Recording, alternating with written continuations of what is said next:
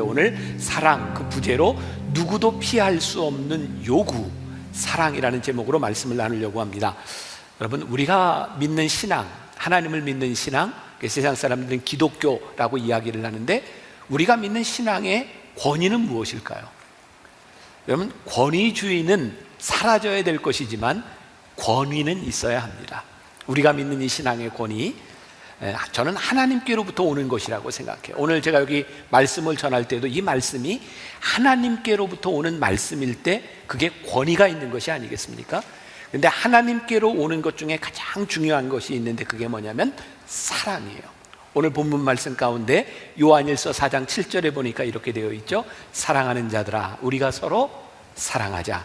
사랑은 하나님께 속한 것이니 사랑하는 자마다 하나님께로부터 나서 하나님을 알고, 사랑하는 자들아, 우리가 서로 사랑하자.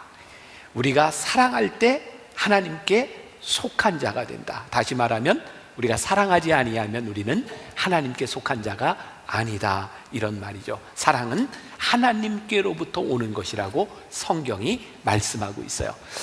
제가 요즘 많이 인용하는, 참 좋아하는 교수님, 100세를 살아보니 김영석 교수님이 쓴 책 중에 왜 우리에게 기독교가 필요한가, 거기에 짤막한 이야기가 하나 나와요.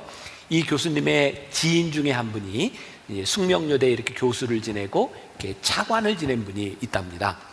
이분이 만나서 한 번은 이렇게 이야기를 하더래요. 나는 세상에서 무서운 게 하나도 없는데 우리 어머니한테는 꼼짝 못해. 우리 어머니가 내가 마땅치 않으면 꼭 하시는 말이 있어. 가만히 있다가 이렇게 야, 이 녀석아, 내가 너 낳았다, 할 말 있냐? 어머니가 이렇게 말을 하면 본인은 할 말이 없다는 거예요. 이분의 어머니의 말, 내가 너를 낳았다, 이게 이분의 권위라는 거예요. 내가 너를 낳아서 키웠다, 내가 사랑했다, 이것이 이분의 권위라는 거예요. 하나님께서 우리를 사랑하신 그 권위보다 더 큰 권위가 없고, 우리가 그 사랑으로 살아가는 것보다 더 큰 우리 그리스도인들의 권위가 없는 것 같아요. 여러분, 고린도전서 13장은 사도 바울이 고린도에 있는 교인들에게 쓴 편지죠. 13장 사랑장이라고 이야기를 합니다. 거기에 유명한 말씀이 있죠. 믿음, 소망, 사랑, 그 중에 제일은 사랑이다. 우리들 신앙생활하는데 사실 우리들 피부로 느끼는 건 사랑보다 믿음이 더 중요하다고 생각할 때가 많지 않나요? 우리들에게 소망이 더 중요하다고 생각할 때가 많지 않나요? 근데 사도 바울이 목회를 하면서 교인들을 바라보면서 믿음도 중요하고 소망도 중요하고 다 중요한데 그가 깨닫게 된 건 뭐냐면 사랑이 없으면 아무것도 아니라는 것을 깨닫게 된 거죠. 그래서 우리가 잘 아는 유명한 말씀이 있죠. 내가 천사의 말을 한다 할지라도 사랑이 없으면 아무것도 아니다.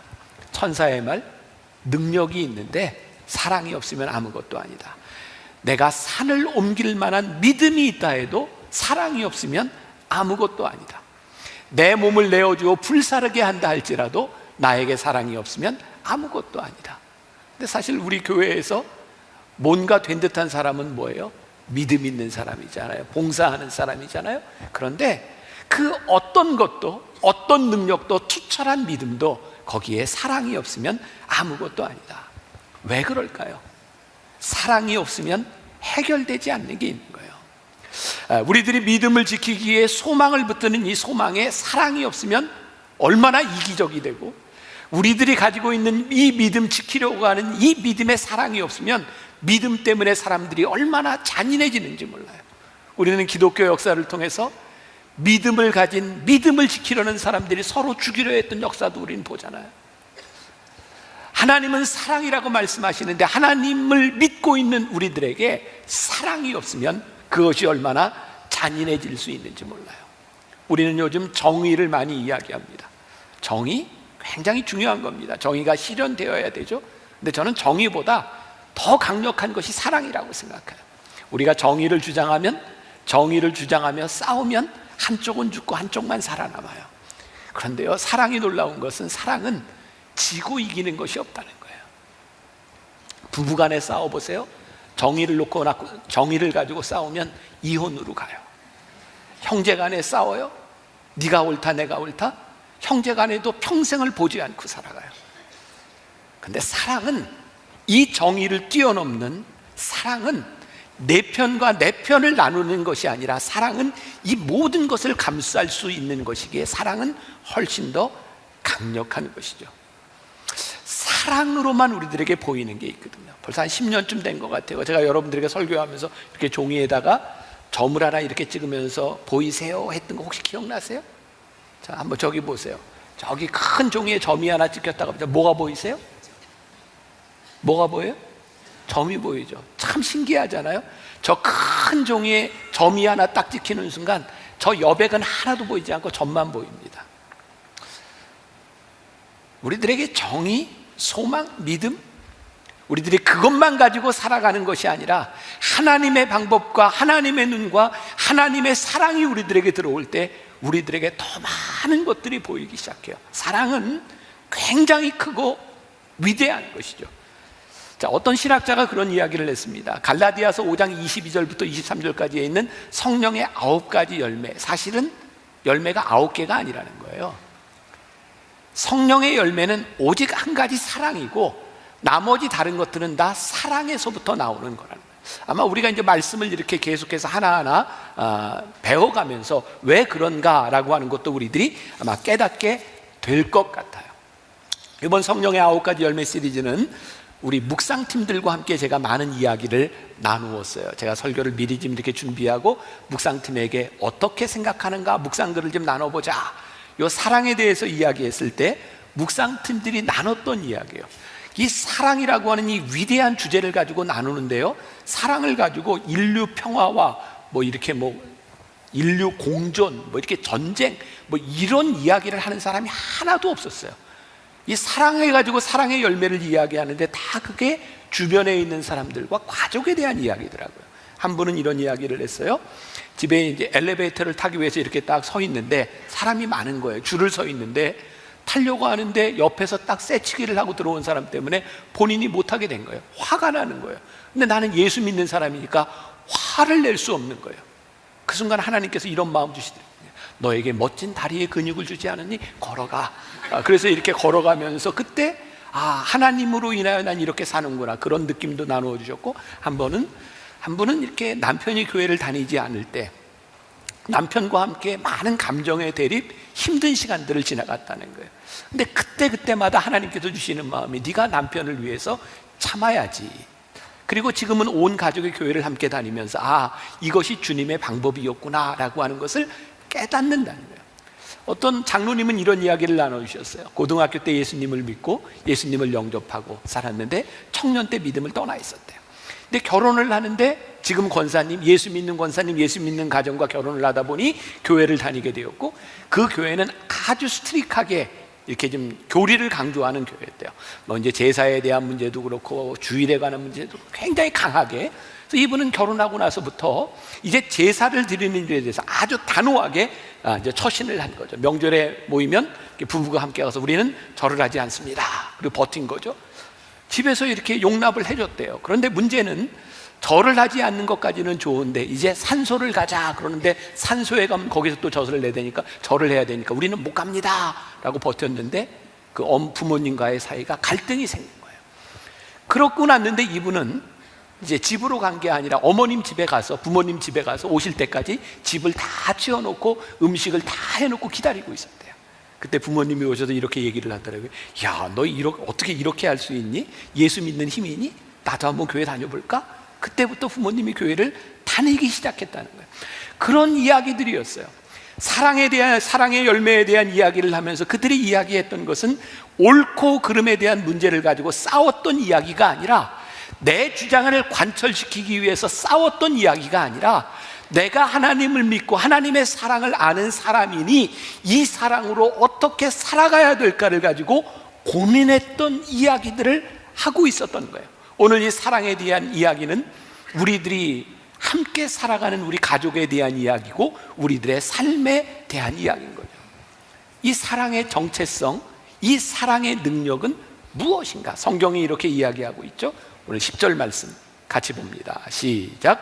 사랑은 여기 있으니 우리가 하나님을 사랑한 것이 아니요 하나님이 우리를 사랑하사 우리 죄를 속하기 위하여 화목제물로 아들들을 보내셨습니다. 사랑은 여기 있으니, 우리가 하나님을 사랑한 것이 아니라 하나님이 우리를 사랑하사 우리 죄를 속하기 위하여 화목제물로 그 아들을 보내셨습니다. 이 사랑의 근원이 뭐예요? 하나님이 우리를 사랑하신 그 사랑이 여기 있으니, 하나님의 사랑이 여기 있다라고 말씀하고 있어요. 제가 오늘 말씀의 부제, 이 사랑이라고 하는 제목의 말씀의 부제를 누구도 피할 수 없는 요구라고 했는데, C.S. 루이스라고 하는 유명한 변증 신학가가 이런 말을 했습니다. 우리는 에로스에 의해 태어나고, 에로스는 아시죠? 스토르게에 의해 양육되고, 스토르게는 양육하는 부모의 사랑이에요. 필리아에 의해 성숙되고, 형제 친구 간의 사랑, 그리고 아가파의 사랑으로 완성된다. 우리는 태어나면서부터 죽을 때까지 어떤 사랑인지는 모르지만 그 사랑과 관계되어 있어요. 그런데 오늘 우리들에게 이야기하는, 성경이 우리들에게 이야기하는, 오늘 요한일서 4장이 이야기하는 이 사랑은 아가페라고 하는 말이죠. 우리가 잘 아는 하나님의 사랑, 무조건적인 사랑을 우리들에게 이야기하고 있는 거예요. 자, 어느 책에 보니까 성령에 속한 사람이라고 하는 책인데, 이 사랑을 설명하는 좋은 이야기가 하나 있어요. 여러분들에게 한번 설명을 해볼게요. 예전에는 그런 일이 종종 있었던 것 같아요. 이렇게 큰아버지, 작은아버지, 이렇게 형제간에 있는데 한 집안에 아들이 없으면 그 집에 양자루 하나 줘, 그래서 주고. 옛날엔 그런 거 있었죠. 그리고 이게 뭐 얼마나 보편적일 수 있을지 모르지만 어떤 친한 친구 목사님 둘이 있었는데요. 한 목사님은 아들만 5이고요. 한 목사님은 딸만 있었대요. 둘이 친한데 어느 날 이야기하다가 아들이 5인데 나 하나 양자로 줘, 그랬더니 목사님 그러지 뭐, 그래서 주기로 했대요. 그리고 주기로 하고 생각을 해봤는데, 이제 문제는 집에 와보니 이 5 아들 중에 누구를 줄지도 고민이 되고, 사모님하고 이제 해결해야 되는 문제도 있고, 어쨌든 5 아들이 쭉 자는 모습을 보면서 어느 아들을 줄까 심각하게 고민을 했대요. 책에 나오는 이야기예요. 큰 아들을 보는 순간, 장남은 안 되지, 장남이니까, 이런 생각이 들더래요. 둘째 아들을 이렇게 보는데 이게 아들 중에 제일 똑똑한 아들이라 얘는 집에 놔둬야 될 것 같더래요. 셋째 아들을 보는데 이 셋째 아들은 이 5 아들 중에 자기를 닮아서 잘생긴 거예요. 나 닮은 아들을 줄 수는 없잖아요. 4번째 아들을 보니까 이 4번째 아들은 늘 병치레를 하는 아들이에요. 마음이 아린 거예요. 얘는 내가 키워야지, 아픈데. 그리고 막내 아들을 보니까 막내는 못 주지. 그래서 아무도 줄 아들이 없다는 거예요. 그 순간 이 목사님에게 요한복음 3장 16절이 떠올랐대요. 하나님이 세상을 이처럼 사랑하사 독생자를 주셨으니. 하나님의 사랑이 이런 사랑이었구나. 여러분, 아가페의 사랑을 우리들이 이유 없는 사랑이라고 이야기하잖아요. 저는 새벽에 이 말씀을 묵상하다가 저에게 이유 없는 사랑만큼 이유가 많은 사랑이 없구나, 이런 생각이 들었어요. 잘 이해가 안 되죠? 저에게 어떤 말씀이 어떻게 묵상이 되었냐면, 아버지가 아들을 보면서 이놈은 장남이라 못 주고, 잘생겨서 못 주고, 아파서 못 주고, 이 아이를 무조건 사랑하는 이 아버지의 마음속에 무조건 사랑하고 포기할 수 없는 이유가 다 있는 거예요. 하나님께서 우리를 사랑하사, 이처럼 사랑하사 독생자를 주신 하나님께서 무조건 사랑하셨던 그 사랑이 어떤 사랑이냐면, 우리들 하나하나를 보면서 내가 너를 보니 내가 네 인생을 포기할 수 없다.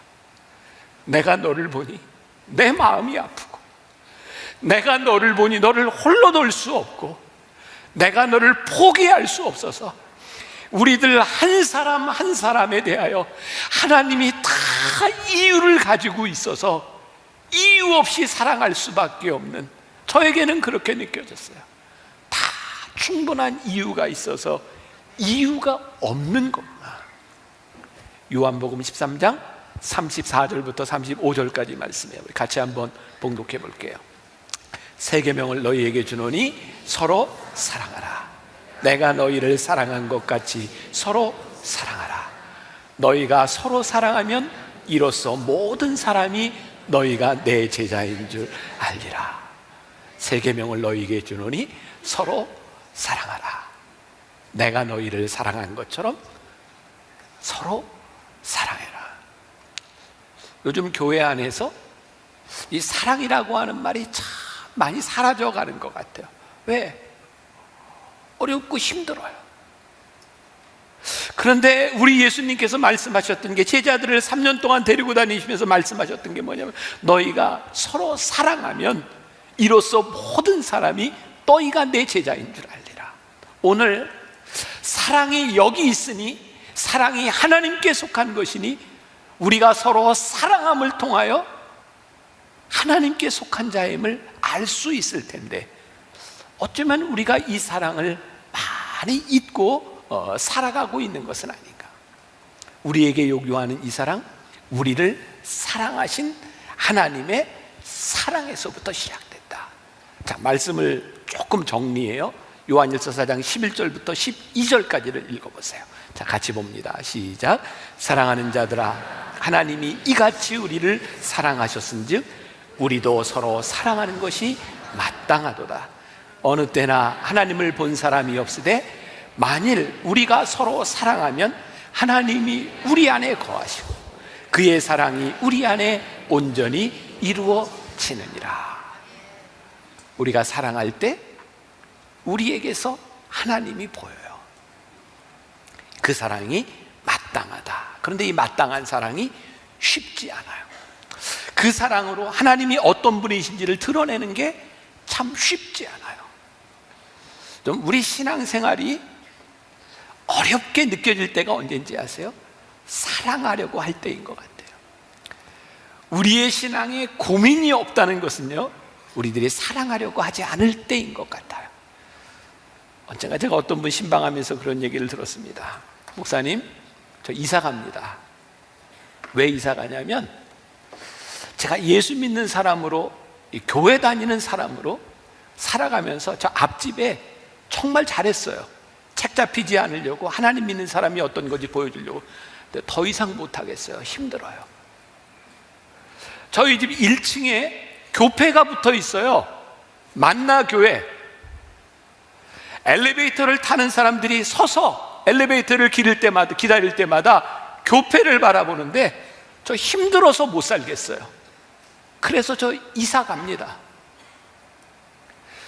우리가 교회에 속한 것이 문제가 아니라 그 교회를 바라보며 우리가 하나님께 속한 자이기 때문에 우리가 서로 사랑하는 것이 마땅한 그것 때문에 거기에 사는 게 너무 버겁고 힘들다는 거예요. 마땅한 사랑을 하며 살아가는 것이 그렇게 쉽지 않아요. 그런데 우리가 어떻게 그 사랑의 열매를 가지고 살아갈 수 있는가? 전 제일 중요한 게, 우리가 하나님 앞에 이 사랑을 받는 하나님께서 너희가 나를 사랑한 것이 아니라 내가 너희를 먼저 사랑했어, 그래서 내 아들을 화목제물로 보내주었어 라고 하는 이 믿음의 확신이 우리들 가운데 있지 않으면 우리는 이 사랑으로 살아가기가 참 힘든 거예요. 다시 요한일서 4장 10절 말씀 봐요. 사랑은 여기 있으니 우리가 하나님을 사랑한 것이 아니요 하나님이 우리를 사랑하사 우리 죄를 속하기 위하여 화목제물로 그 아들을 보내셨음이니라. 사랑이 여기 있으니 그 사랑이에요. 우리들에게 이 확신과 믿음이 우리들에게 있는가? 우리들에게요, 하나님의 사람으로 살아가는데 진짜 중요한 게 있어요. 하나님께서 우리를 사랑하사 내가 너를 위해 내 아들을 화목제물로 주었어. 이게 우리들 속에서, 그렇군요 주님, 이게 우리들에게서 고백되고 그것이 우리들의 삶의 순간순간마다 생각날 때 그것으로 인하여 우리들이 사랑할 수 있는데, 이것을 잃어버리고 나니, 이것이 우리들 마음에 없으니 사랑하는 것이 너무너무 버겁고 힘든 거죠. 오늘 여러분들에게 그런 도전을 주고 싶어요. 하나님과 우리들 사이에 그 사랑의 비밀이 있는가? 말씀을 준비하며 읽었던 이야기 중에, 이게 아마 내용이 꽤 오래전 이야기인 것 같아요. 여기에 나오는 그 숫자들을 보니까 미국에 한 의사가 있었어요. 중동에서 온 한 왕자를 이렇게 치료하고 수술하게 되었고요. 이제 왕자는 돌아가게 됐고, 이 의사는 그 왕자에게 이제 얼마 치료비를 이렇게 청구해야 되는 상황이 된 거예요. 제가 이제 오래된 이야기라고 생각하는 게 여기에 있는 뭐 수술비가 뭐 5,000불 뭐 이렇게 나온 거 보니까 미국은 지금 상당히 이렇게 비싼데, 이거 얼마를 받아야 될까 고민하면서 이렇게 친구들에게도 물어보고 이러는데, 한 친구는 최고 한 5만 불까지 받아도 된다, 뭐 그 정도는 충분히 냈을 거야, 이렇게 얘기를 하는데, 이분이 이제 교인이라 이 상황을 담임 목사님과 상담을 했던 것 같아요. 목사님, 이런 상황인데 제가 어떻게 해야 될까요? 그랬더니 목사님이 아주 지혜로운 팁을 하나 준 거예요. 중동 왕실의 왕자들은 굉장히 이렇게 프라이드가 강하기 때문에 얼마를 내라 그러면 기분 나빠할 수도 있으니 청구서를 보낼 때 이렇게 보내라는 거예요. 왕자님의 신분에 합당하게 지불하시면 됩니다, 이렇게 보내라는 거예요. 그때 그렇게 보냈더니 글쎄 그 왕자가 생각했던 것보다 훨씬 더 많은 7만 5천 불을 이제 병원비로 보냈던 거예요. 너무 기뻐서 목사님께 전화를 했더니, 목사님 그렇게 보냈더니요 7만 5천 불을 보내왔어요. 그랬더니 목사님이 이렇게 축하를 해주고 며칠 있다 이 목사님께로부터 이 의사에게 편지가 하나 갔어요. 거기에 이런 글이 적혀 있었대요. 형제님, 당신은 하나님의 아들입니다. 하나님의 아들의 신분에 합당하도록 감사헌금을 하세요. 이렇게 갔대요. 여러분, 우리가 그냥 할 수 있는 일이 있고 우리의 신분에 합당하게 할 수 있는 일이 있어요.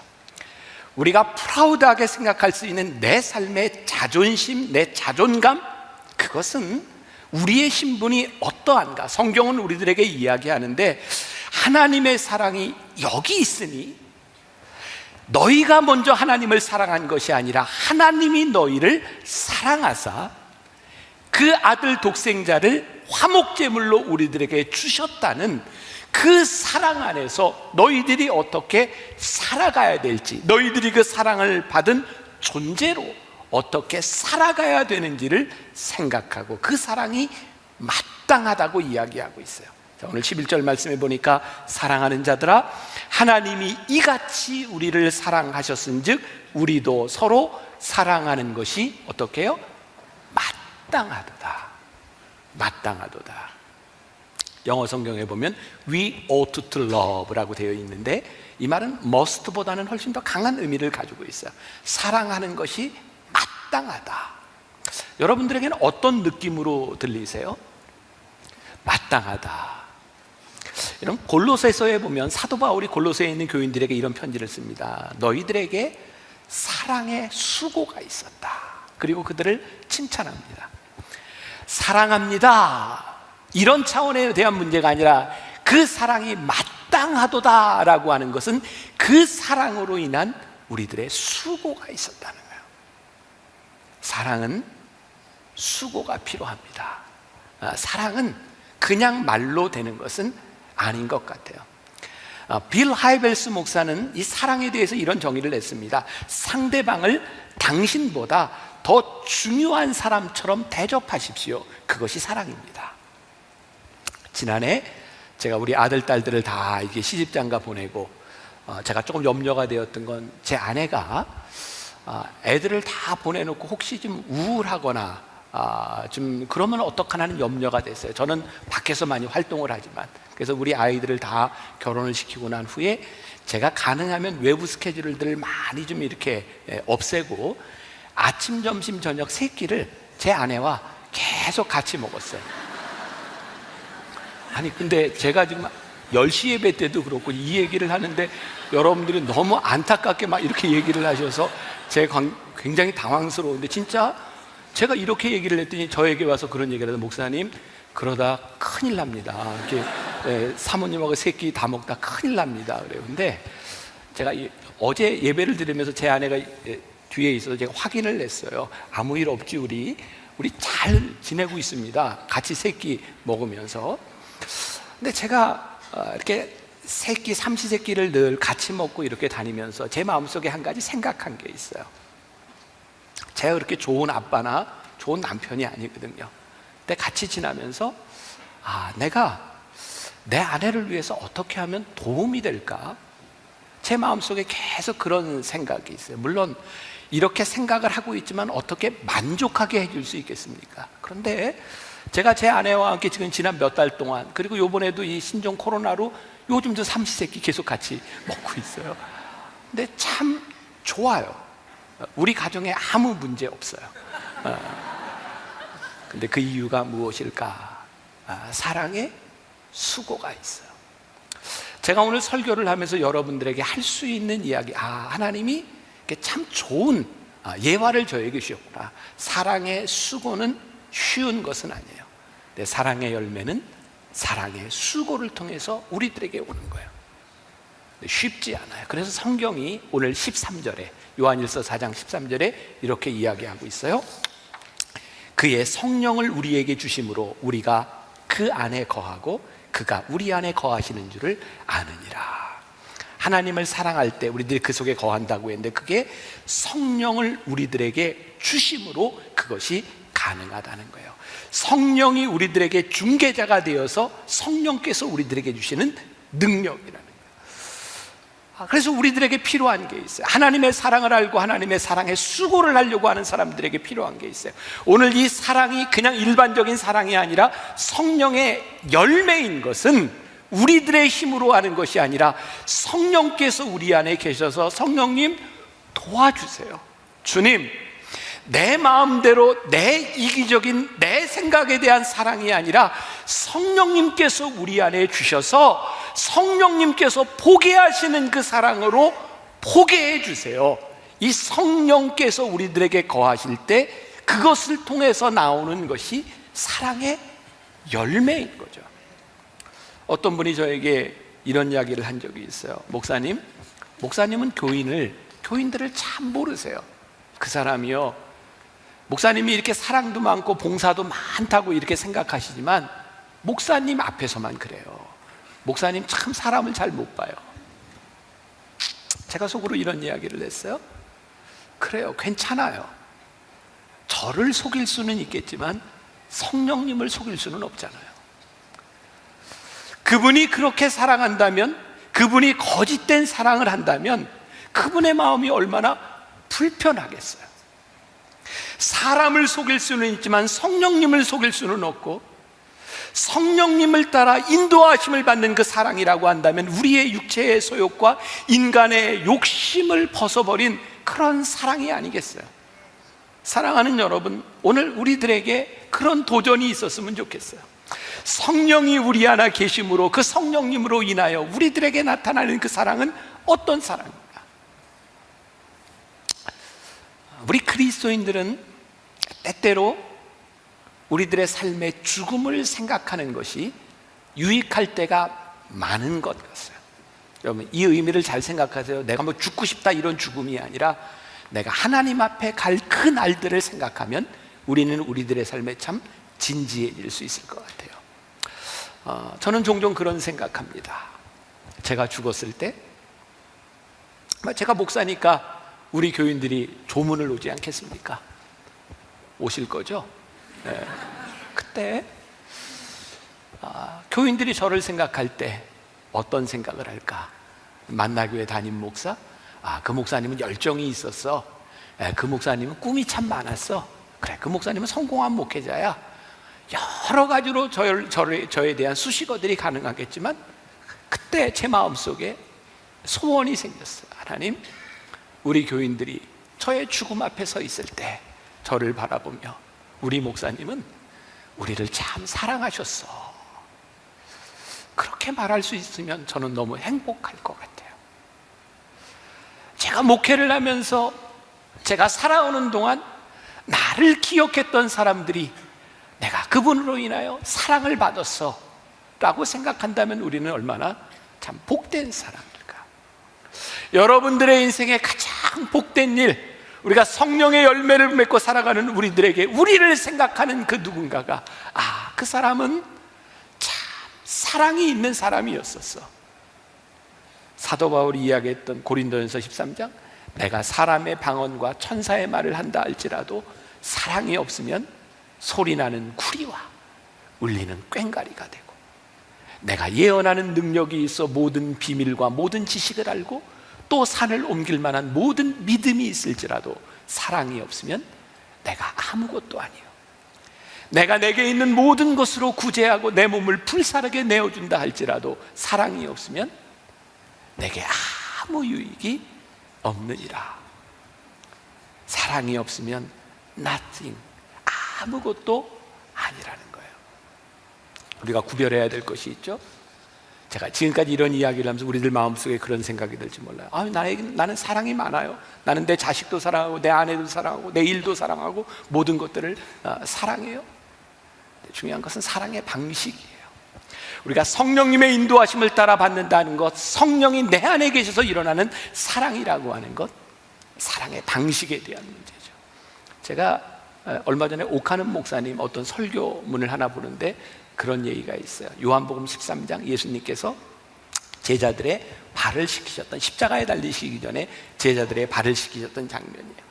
예수님께서 제자들에게 보여주고 싶으셨던 게 있어요. 내가 너희를 사랑한다, 너희도 이렇게 섬기는 사람이 되어라.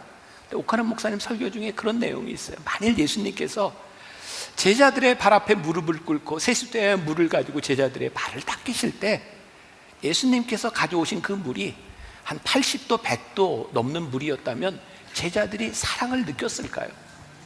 한겨울에 차가운 물을 가지고 발을 닦았다면 그것이 사랑으로 느껴졌을까요? 아니, 발을 닦는데 물도 없이 맨살을 비비면서 아프게 비비고 있다면 그 발을 닦는 그 사랑이 사랑으로 느껴졌을까요? 진짜 중요한 게 있더라고요. 내가 너를 사랑한다 보다 내가 너를 어떻게 사랑하는가. 오늘 우리들이 내 마음속에 사랑이 있다, 이것이 중요한 것이 아니라 성령님께서 우리 안에 계셔서 성령님께서 우리들에게 보게 하시는 방식으로 내가 너를 사랑하는 것, 그 사랑이 마땅한 그 사랑의 방식이 무엇인가. 하나님이 우리들에게 보여주신 게 뭐예요? 너희가 나를 사랑한 것이 아니라 내가 너희를 사랑하였나니, 그 사랑이 뭐냐면 하나님께서 우리를 사랑하사 우리가 알아들을 수 있는 방식으로 우리와 같이 되셔서 사람의 몸을 입고 오셔서 종의 형체를 가지고 우리와 같이 되셔서 우리를 위해 죽으셨던 그 사랑. 하나님의 사랑은 하나님 마음대로 사랑하신 것이 아니라 우리를 사랑하사 우리처럼 되셨던 그 사랑을 우리들에게 말씀하고 있어요. 사랑하는 여러분, 우리가 참 요즘 마음 아프잖아요. 교회에서 사랑의 이야기들이 많이 없어졌고, 그리고 이 시대를 바라보면서 사랑을 이야기하면 뭔가 비겁한 사람 같아요. 정의를 실현해야지. 근데 저는요, 우리 교회는 하나님을 믿는 사람들은 보수든 진보든 우리의 이념을 가질 수는 있지만 다른 이념을 가진 사람들을 사랑하는 마음이 없다면 우리는 그리스도인 아니에요. 여러분, 옳고 그름에 대한 문제가 아니에요. 우리 나라와 민족을 위해서 우리들이 기도해야 되고 서로를 감싸야 되고, 여기 함께 예배하는 우리 공동체가 하나님의 사랑으로 인하여 서로 사랑하지 않는다면 우리에게서 어디에서 하나님의 모습이 나타나겠어요? 아주 신앙의 본질적인 핵심이 어디에 있냐면 하나님이 우리를 사랑하셨대요. 그러니 너희도 서로 사랑하는 것이 마땅하도다. 쉽지 않아요. 사랑의 수고가 필요해요. 오늘 여러분들 이제 다 예배를 마치고 여러분들의 삶의 자리로 지나가서 한 주간을 살아갈 때 여러분들에게 그 사랑의 수고가 있기를 주님의 이름으로 간절히 축원합니다. 자, 오늘 계속해서 여러분들과 함께 성령의 열매 시리즈로 말씀을 나누게 되는데, 지난주에 어떤 열매였죠? 사랑의 열매였어요. 오늘은 희락의 열매. 오늘 말씀을 읽는데 희락이라고 하는 말 대신에 다른 말로 이렇게 대치해서 들어갔죠. 무슨 말이 들어갔죠? 기쁨이라는 말이에요. 기쁨.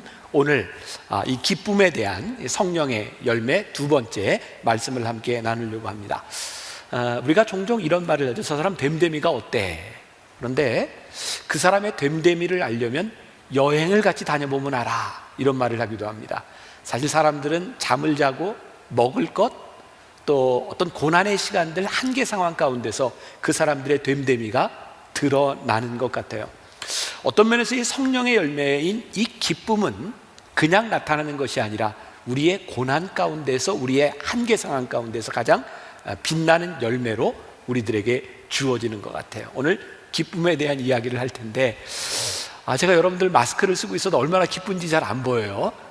그런데 이 속에서라도 분명히 기쁜 열매를 좀 맺으세요. 네. 자, 요한복음 15장 9절부터 11절 말씀에 보니까 지난주의 말씀과 조금 이어져요. 사랑이라고 하는 말씀과. 제가 읽어드릴게요.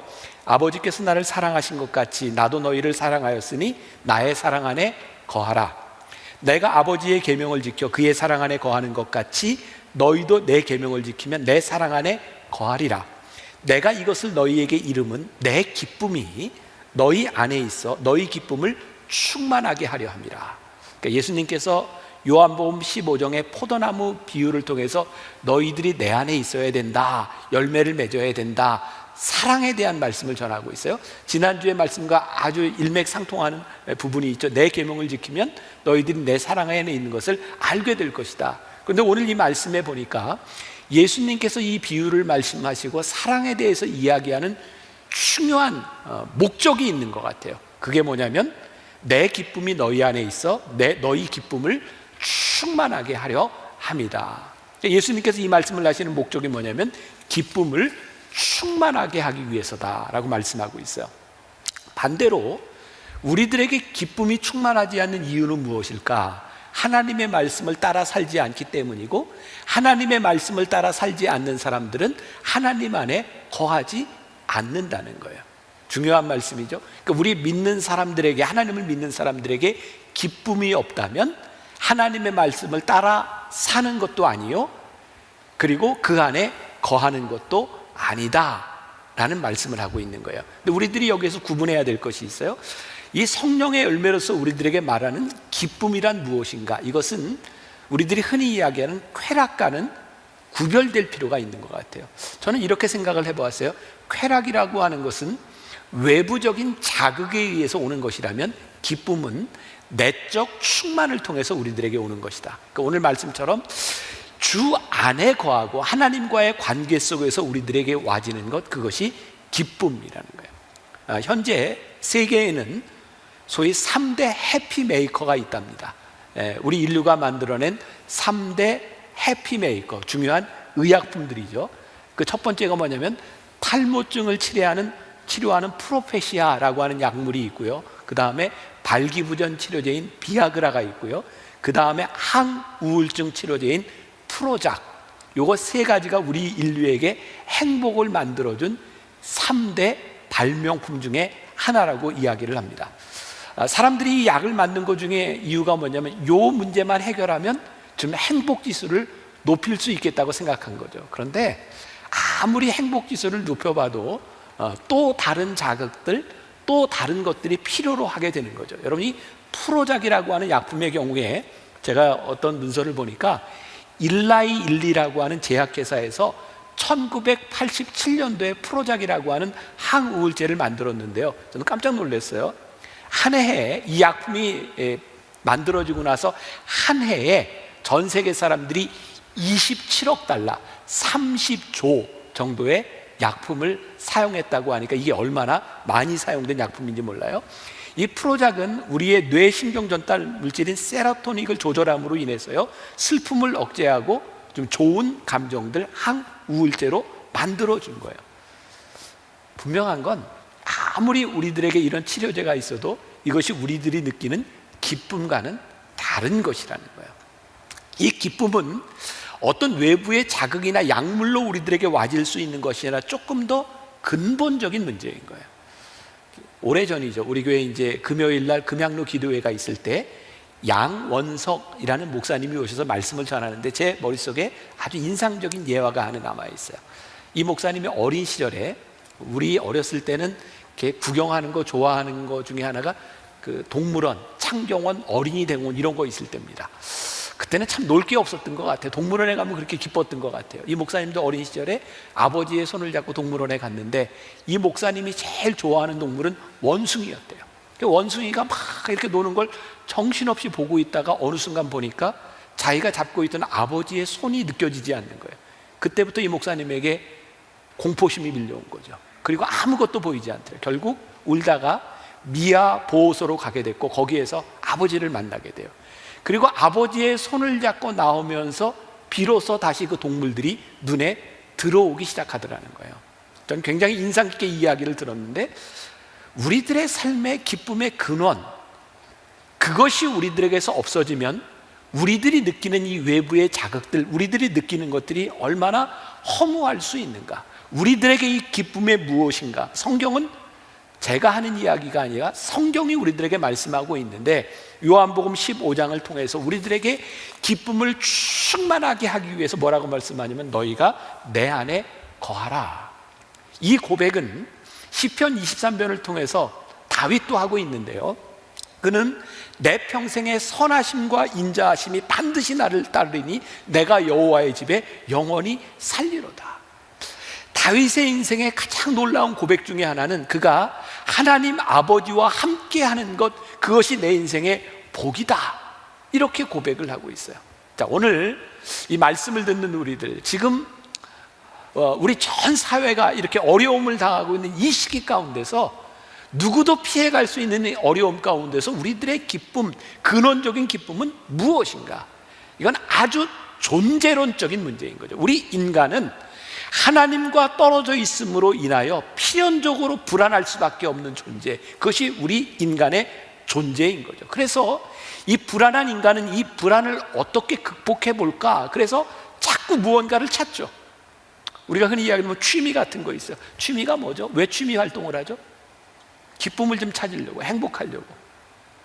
근데 우리가 아무리 그 취미로 인하여 행복하다고 해서 24시간 내내 그 취미 활동을 한다고 우리들에게 기쁨이 올까요? 어쩌면 우리들이 찾으려고 하는 이 기쁨을 찾으려고 하는 이 취미들이 어느 날 우리들에게 중독이 되기도 하고 그것은 우리를 더 큰 불안으로 인도할 수도 있어요. 우리가 가끔 이런 표현 쓰잖아요. 왠지 불안해. 왠지 불안하지 않으세요? 지금도? 왠지 불안해. 왜? 우리 인간이 존재론적으로 그렇게 불안할 수밖에 없는 인간인 거죠. 우리들이 하나님과의 관계 속으로 들어가지 아니하면 우리들이 불안할 수밖에 없는 존재. 그래서 오늘 성령의 열매로서 이 기쁨을 우리들이 어떻게 맺을 수 있는가를 생각해 볼 필요가 있어요. 말씀을 준비하며 보았던 이야기예요. 어떤 사람이 그 미국 도시를 이렇게 여행을 하다가 주일이 되어서 주일 예배를 드리려고 교회를 찾습니다. 길가에 있는 경찰관에게 교회가 있으면 좀 알려달라고 이렇게 부탁을 했더니 경찰관이 교회를 알려주는데 가까운 데에 있는 교회를 알려주는 게 아니라 상당히 먼 곳의 교회를 알려주는 거예요. 그래서 이 여행객이 물었대요. 왜 그렇게 멀리 있는 교회를 알려주냐고.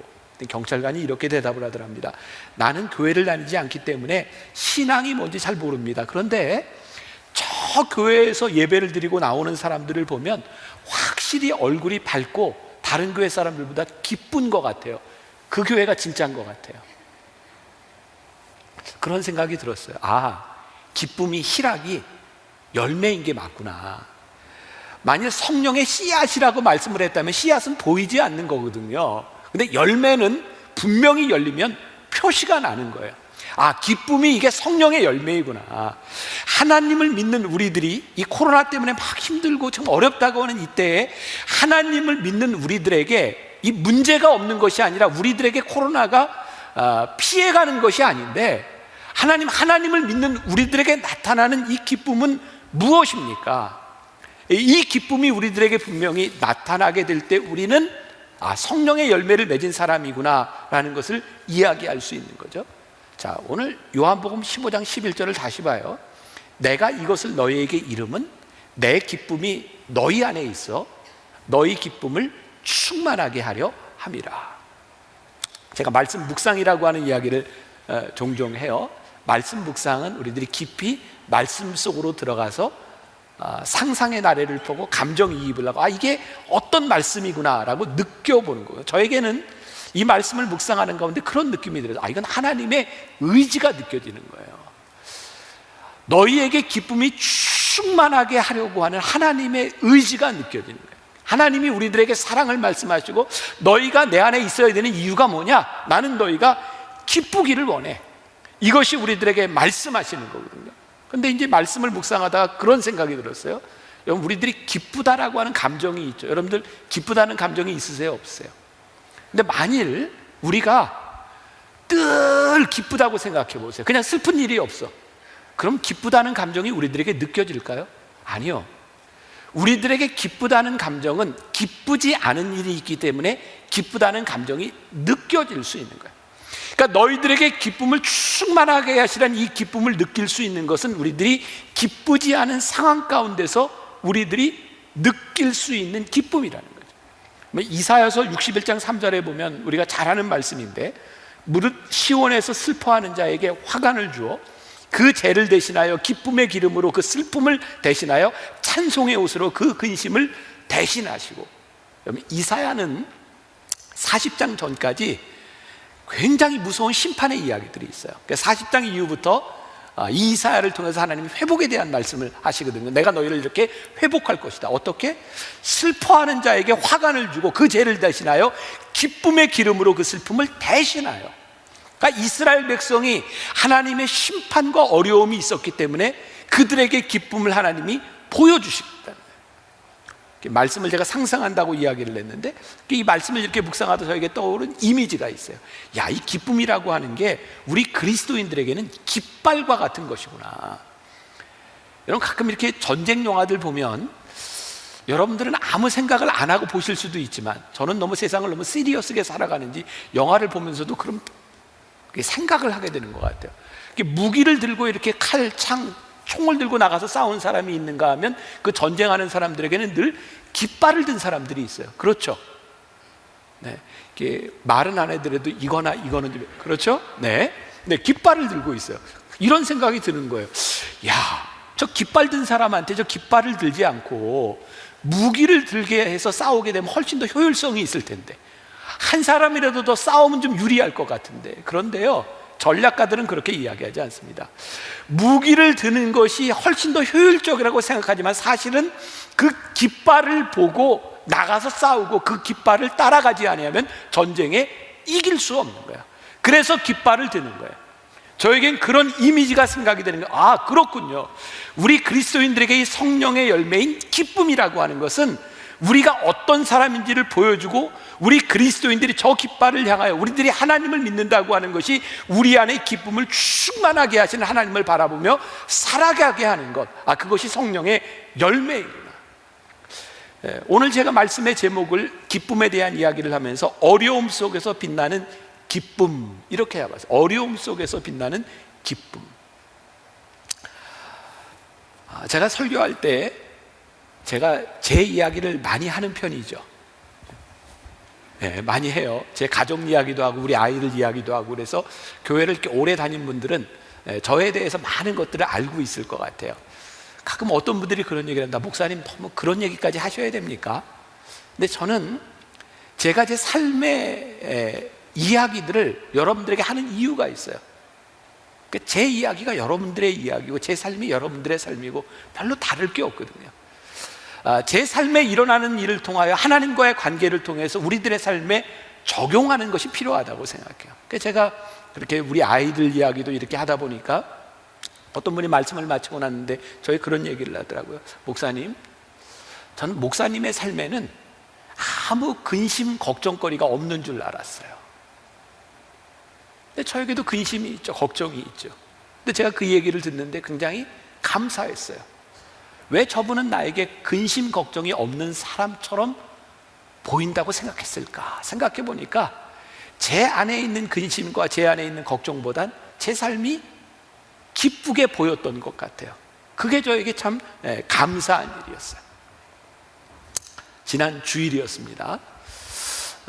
이번 코로나 사태로 인하여 저희 가정에도 이제 조금 뭐 어려운 일까지는 아니고, 저희 딸내미가 보령에서 시집가서 살고 있는데 그 신랑이 보령에서 사회복지사로 일을 하거든요. 그러니까 그 시설에서 이제 감염성이 좀 있는 사람들 이렇게 돌보고 하다 보니까 그 복지관에서 이 코로나 사태가 잠재워질 때까지 이 보령을 떠나지 말라, 그렇게 시설에서 이야기를 한 것 같아요. 그래서 우리 딸하고 사위가 이제 와서 주말을 저희하고 보내려고 하다가 그 버스표를 취소하고 못 오게 됐어요. 근데 저한테 우리 딸내미가 아빠 보고 싶어요, 엄마 보고 싶어요 이러는데 슬프잖아요, 짠하잖아요. 그래서 주일날 예배를 마치고 가야 되겠다, 생각을 했는데, 지난 주일날 예배 마치고 나갈 때 혹시 기억나세요? 눈이 막 왔던 거? 근데 저희 교회 조현철 목사가 우리 딸내미의 고모부거든요.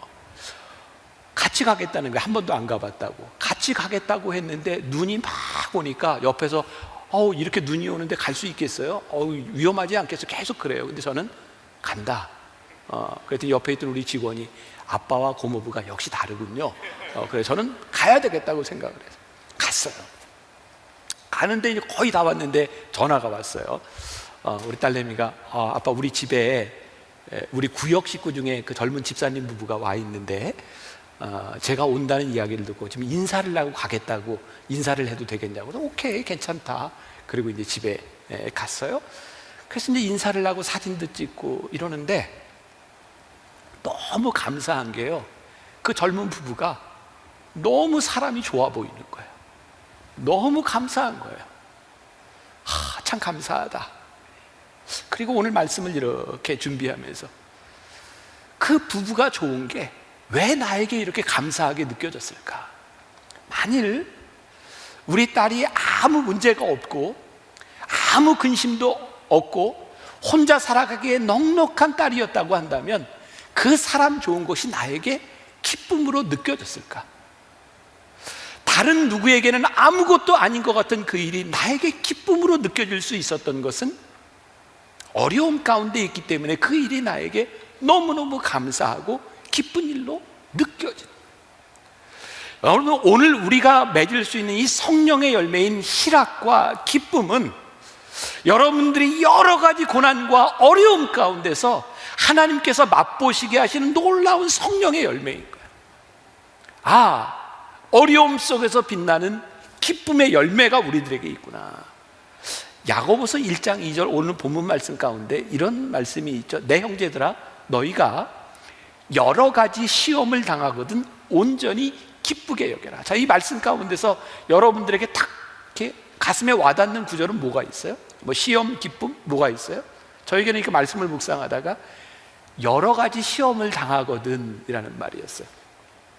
그냥 하나님께서 이 말씀에 이렇게만 해주셨으면 좋았을 것 같아요. 너희가 시험을 당하거든 온전히 기쁘게 여겨라. 그랬으면 조금 받아들이기가 좀 쉬웠을 것 같은데 여러 가지 시험을 당하거든. 여러분 별로 생각을 안 하고 말씀을 들으시죠? 이게 여러 가지라고 하는 게 있을 때와 없을 때가 진짜 다르지 않아요? 그냥 시험 한번 당할 때가 아니라 여러 가지 시험을 당하거든 온전히 기쁘게 여겨라. 근데 이 말씀 뒤에 뉘앙스를 보면 여러 가지 시험을 당하거든 이라고 하는 게 얼핏 들으면 영어의 if, 너희들이 당한다면 이렇게도 읽을 수 있을 것 같은데, 제가 NIV 성경을 읽다 보니까 이게 if가 아니라 시험을 당할 때가 when으로 되어 있더라고요. 너희들이 시험을 당할 때, 어쩌다 시험을 당할 수도 있다 이것이 아니라 너희들이 시험을 당할 때인데, 이 때가 언제? 여러 가지 시험을 당할 때. 그러니까 여러분, 우리가 하나님을 믿으면서 이 성경이 우리들에게 적용되는 이 시점에서 여러분들이 시험을 당하고 여러 가지 시험을 당하는 것이 별로 놀라운 일이 아니에요. 당연히 그 일을 당할 때에 우리들이 온전히 기쁘게 여겨라. 그런데요, 그 다음 구절이 중요해요. 야고보서 1장 3절, 이는 너희 믿음의 시련이 인내를 만들어내는 줄 너희가 알미니라. 이것 때문에 온전히 기쁘게 여기라는 거예요. 우리들에게 다가오는 시험이요, 그냥 시험과 시련으로 끝나는 것이 아니라 너희들에게 당하는 그 시련이 어떤 시련이냐면 믿음의 시련이라. 우리들이 하나님 안에서, 주 안에서 우리들이 당하는 믿음의 시련이기 때문에 우리들이 온전히 기쁘게 여길 수 있다는 거예요. 이렇게 말씀을 묵상하다 보면요, 이렇게 말씀을 이렇게 읽고 설교 준비를 하다가 제가 이런 표현을 쓰는데, 이렇게 고구마 줄거리, 이렇게 고구마를 이렇게 쭉 뽑으면 막 이렇게 딸려 나오는 것처럼 있잖아요. 이렇게 그 말씀과 연결돼서 생각나는 것들이 있어요. 저에게는 이 말씀을 묵상할 때, 이 부분을 읽을 때 로마서 8장 35절 말씀이 생각이 났거든요. 누가 우리를 그리스도의 사랑에서 끊으리요? 환난이나 곤고나 박해나 기근이나 적신이나 위험이나 칼이라. 어제 제가 새벽에 일찍 일어났어요. 그래서 이 말씀을 제가 쓴 설교 원고를 가지고 묵상하고 준비하는데 이 부분에서 혼자 눈물이 났어요. 그렇군요. 하나님, 누가 우리를 그리스도의 사랑에서 끊을 수 있으리요? 그리스도의 사랑에서 끊을 수 없는 그게 뭐예요? 환난이나 곤고나 박해나 기근이나 적신이나 위험이나 칼이라. 우리들에게 사랑의 확신이 있는 거예요. 우리들이 그리스도 안에 있다는 거예요. 누구도 우리를 시험에서 끊을 수 없다는 거예요. 그런데 뭘 전제하고 있어요? 사랑의 확증에도 불구하고 우리들이 여러 가지 시험을 당할 때 우리들의 인생에 깨어지는 아픔이 있는 거예요. 우리들이 여러 가지 시험을 만날 때 우리들이 온전히 기쁘게 여기는데 우리들에게 시험이 다가오는 거예요. 아픔이 있는 거예요. 제가 개인적으로 굉장히 좋아하는 영성신학자 헨리 나우엔이라는 사람이 있어요. 제가 그 책이 좋아서 거의 다 읽었던 것 같아요. 어떤 책이었는지 기억은 나지 않는데 그 책 속에 나오는 이야기예요. 어떤 수도원에 진짜 성자처럼 추앙을 받는 노수도사가 있었대요. 정원에서 이렇게 정원을 가꾸고 물을 주고 이렇게 밭을 일구고 있는데 갓 들어온 젊은 수도사가 이 노수도사에게 찾아왔어요. 이 노수도사가 이 젊은이에게 얘기합니다. 여보게, 이 단단한 흙에 물을 좀 부어주겠나? 물을 부었더니 단단한 흙에 물이 들어가지 못하고 흘러내립니다. 그때 노수도사가 망치를 가지고 와서 단단한 흙덩어리를 깹니다. 다 부서졌을 때 다시 이야기합니다. 여보게, 다시 한번 물을 주겠나? 그때 물을 줬더니 물이 흙 속에 스며들어요. 노수도사가 얘기합니다. 이제 이 흙에 씨를 뿌리면 뿌리를 내리고 싹이 날 수 있겠구만. 그리고 바로 깨어짐의 영성에 대한 이야기를 해요. 이것이 깨어짐의 영성일세. 깨어져야 물이 들어가고 씨가 뿌리를 내리고 꽃을 피울 수 있는 것처럼 우리의 인생에 깨어짐이 있을 때 그때 영성이 우리들에게서 시작되는 거예요. 지난주에 제가 어떤 가정을 신방하게 돼서 오늘 여기 앉아 있는데 제가 식사하면서 이야기를 하다가 참 이 말씀과 연결되는 인상적인 그런 이야기를 듣게 되었어요. 그 권사님 부인 집사님이 이런 얘기를 합니다. 자기는 시집 가기 전에 정말 독실한 불교 가정에서 이렇게 자랐고 이제 시집을 오면서부터 신앙생활을 했지만 그렇게 믿음이 없었대요. 그런데 이제 부모님이 돌아가셨고 남편과 함께 살면서 이제 경제적으로 굉장히 어려움에 당하게 되었을 때 그때 하나님께 기도해야 돼요. 하나님 도와주세요. 근데 그분이 이런 얘기 하더라고요. 만일 우리 부모님이 살아계셨더라면 나는 그렇게 하나님 앞에 절실하게 기도하지 않았을 거라고. 부모님이 돌아가시고 경제적으로 어려운 때 아무런 도움도 받을 수 없는 그때 하나님 도와주세요. 그때 기도할 때 하나님을 만났다. 만일 나에게 그런 어려움이 없었더라면 나는 그렇게 하나님 도와주세요 기도하지 못했을 거라고.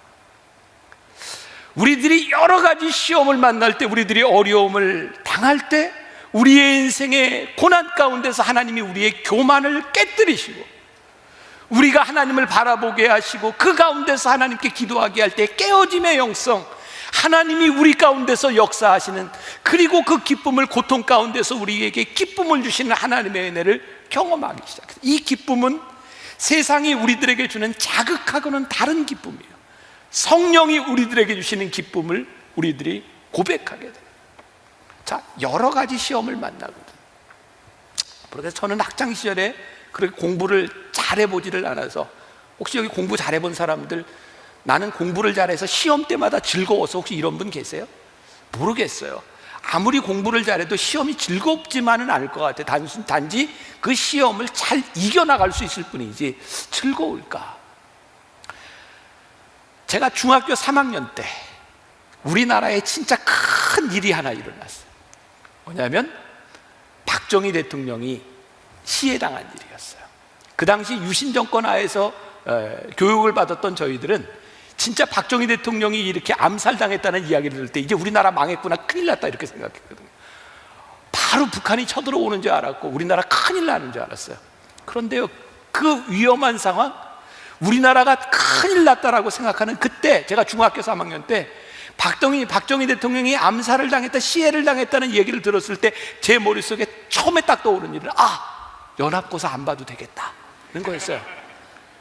우리 때는 고등학교를 갈 때 연합고사를 봐야 돼. 시험을 봐야 돼서 연합고사 안 봐도 되겠다. 지금 생각해 보면 참 유치한 생각인데 그때 저에게 들었던 생각이, 야, 요 일이 일어났으니 시험을 안 봐도 되겠다. 그런데요, 시험을 연기한다고 우리들에게 기쁨이 찾아올까요? 여러분, 시험은 연기될 수 없고요, 시험은 지나가야 되는 거예요. 우리들이 하나님 앞에 기도를 한다면 하나님, 이 시험이 연기되거나 피해갈 수 있는 것이 아니라 하나님, 이 시험을 잘 치를 수 있는 지혜를 우리들에게 주세요. 우리들이 시험 가운데서 기쁨과 하나님이 주시는 만족을 경험하지 않으면 우리는 성령과 함께 동행하는 사람이 아니에요. 우리가 흔히 듣던 이야기예요. 두 종류의 사람이 있다. 하나는 온도기 같은 사람이 있고 또 하나는 온도 조절기 같은 사람이 있다. 온도기 같은 사람은 어떤 사람이에요? 밖에 날씨가 추우면 온도계가 내려가요. 더우면 온도가 올라가요. 온도 조절기 같은 사람은 날씨가 추우면 온도 조절기로 조절을 해서 온도를 올려, 더우면 온도 조절기로 시원하게 만들어. 우리들의 환경, 지금 우리들에게 어떤 일이 일어나고 우리들이 설명할 수 없는 일들 가운데서 그 상황으로 인하여 온도기 같이 변하는 사람이 있는가 하면, 우리의 환경을 바꾸는, 우리들 속에 역사하시는 누가 우리를 그리스도의 사랑에서 끄들이요, 그 사랑을 붙들고 우리의 인생을 바꾸어 나가는 사람이 있는. 이게 어떻게 가능해요? 주 안에서. 우리의 기쁨의 동기가 주 안에 있다는 거야. 그럼 빌립보서 말씀은 굉장히 짧은데요, 여러분 한번 전체를 빌립보서를 한번 잘 묵상해 보세요. 그 빌립보서 안에는 기쁨이라고 하는 단어가 참 많이 나오고요, 주 안에서라고 하는 말이 참 많이 나옵니다. 빌립보서 4장 4절에 주 안에서 항상 기뻐하라, 내가 다시 말하노니 기뻐하라, 이런 말씀이 있어요. 그럼 그냥 빌립보서를 보면 잘 이해가 되지 않을 수 있어요. 이 빌립보서는 골로새서, 에베소서 이런 성경과 더불어서 옥중서신이라고 불립니다. 옥중서신이 뭔지 아세요? 사도 바울이 옥중에서 빌립보에 있는 교인들에게, 에베소에 있는 교인들에게 편지하는 거예요. 옥중에서 이 편지를 썼으니 이 편지를 쓰고 있는 사도 바울의 상황이 얼마나 힘든 상황이었겠어요. 그리고 옥중서신을 받아보는 빌립보와 골로새와 에베소에 있는 교인들은요, 그들이 많은 고난과 핍박 가운데서 이 편지를 받아보고 있는 거예요. 근데 사도 바울이 계속해서 하는 이야기가 뭐냐면 기쁨에 대한 이야기예요. 기쁨에 대한 이야기를 계속하고 있는 거예요. 그리고 주 안에서 기뻐하라고 하는 이야기를 하고 있는 거예요. 그래서 빌립보서에는 우리가 잘 아는 굉장히 유명한 말씀이 하나 있어요. 빌립보서 4장 13절, 내게 능력 주시는 자 안에서 내가 모든 것을 할 수 있느니라. 우리들이 기뻐할 수 있고 모든 것을 할 수 있는 이유가 무엇이라고 얘기하냐면, 내게 능력 주시는 자 안에서, 주 안에서 우리들이 할 수 있느니라고 말씀하고 있는 거예요. 그래서 오늘 말씀의 제목이 희락의 열매, 성령의 열매 중에 희락, 기쁨에 대한 이야기를 하는데, 제가 그 부제를 뭐라고 달았나? 고난 속에서 빛나는 기쁨이다. 제가 이렇게 말씀을 준비해 놨는데 우리 예배팀에서 저에게 이게 좋은 문장이 있습니다. 그리고 저에게 소개를 해준 게 있어요. 읽어드릴까요? 말까요? 읽어드릴게요. 네. 저는 뭐 잘 모르겠어요. M. 스캇 팩이라고 하는 사람인데 어떤 사람인지 모르겠지만 글이 좋더라고요. 고통과 기쁨은 한 몸입니다. 고통 속에 기쁨이, 기쁨 속에 고통이 있습니다. 그런데 여기에도 순서가 있습니다. 고통이 먼저입니다. 고통 다음에 오는 기쁨이 진짜 기쁨입니다. 고통이 클수록 그 뒤에 따라오는 기쁨도 커집니다. 고통과 기쁨은 한 짝을 이루고 있어요. 이 기쁨의 열매, 희락의 열매를 어떻게 우리들의 삶에서 적용할 수 있을까요? 우리가 잘 아는 찬송가 중에 이런 게 있어요. 주 안에 있는 나에게 딴 근심 있으랴, 십자가 밑에 나가 내 짐을 풀었네. 이 찬송은요, 첫 부분만 부르면 이것은 반쪽짜리 찬송입니다. 주 안에 있는 나에게 딴 근심 있으랴. 굉장히 좋은 신앙의 고백이기는 한데 반쪽이에요. 그 다음에 나오는 십자가 밑에 나가 내 짐을 풀었네. 근심이 없는 이 사람에게 십자가가 있어요. 주 안에 있는 나에게 딴 근심이 있으랴. 그 이유는 뭐냐면 십자가 아래 내 짐을 풀어놓은 거예요.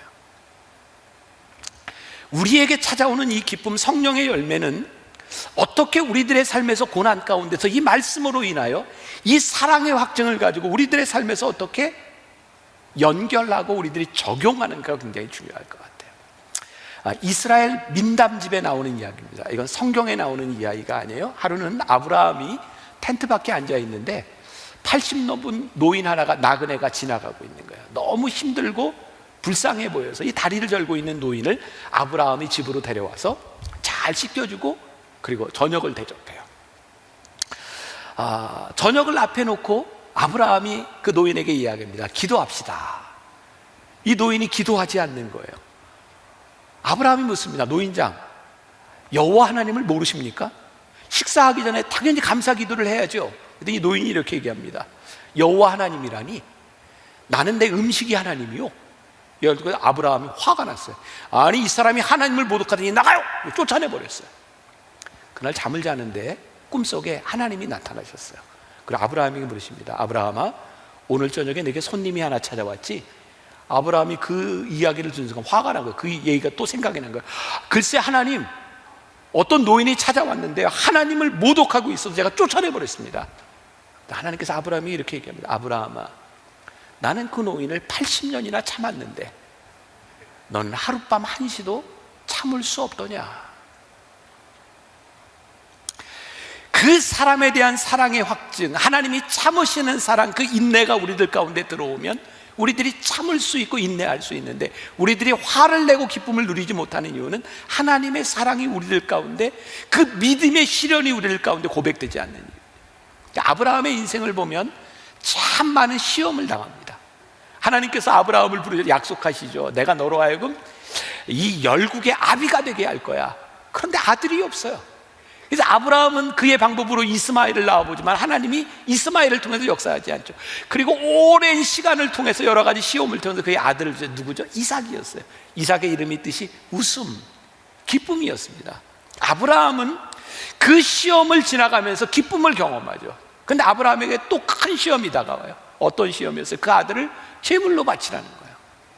여기 히브리서에 보면 아브라함은 하나님께서 그 아들을 살리실 줄을 믿고 그 아들을 하나님께 제물로 드렸다라고 되어 있어요. 아브라함이요, 이 여러 가지 시험을 지나면서 하나님을 경험하면서 그게 깨닫게 된 것이 있는데, 하나님께서 내 아들을 제물로 드리라고 말씀하셨을 때 아브라함이 뭘 깨달았는지 아세요? 이게 시험이구나.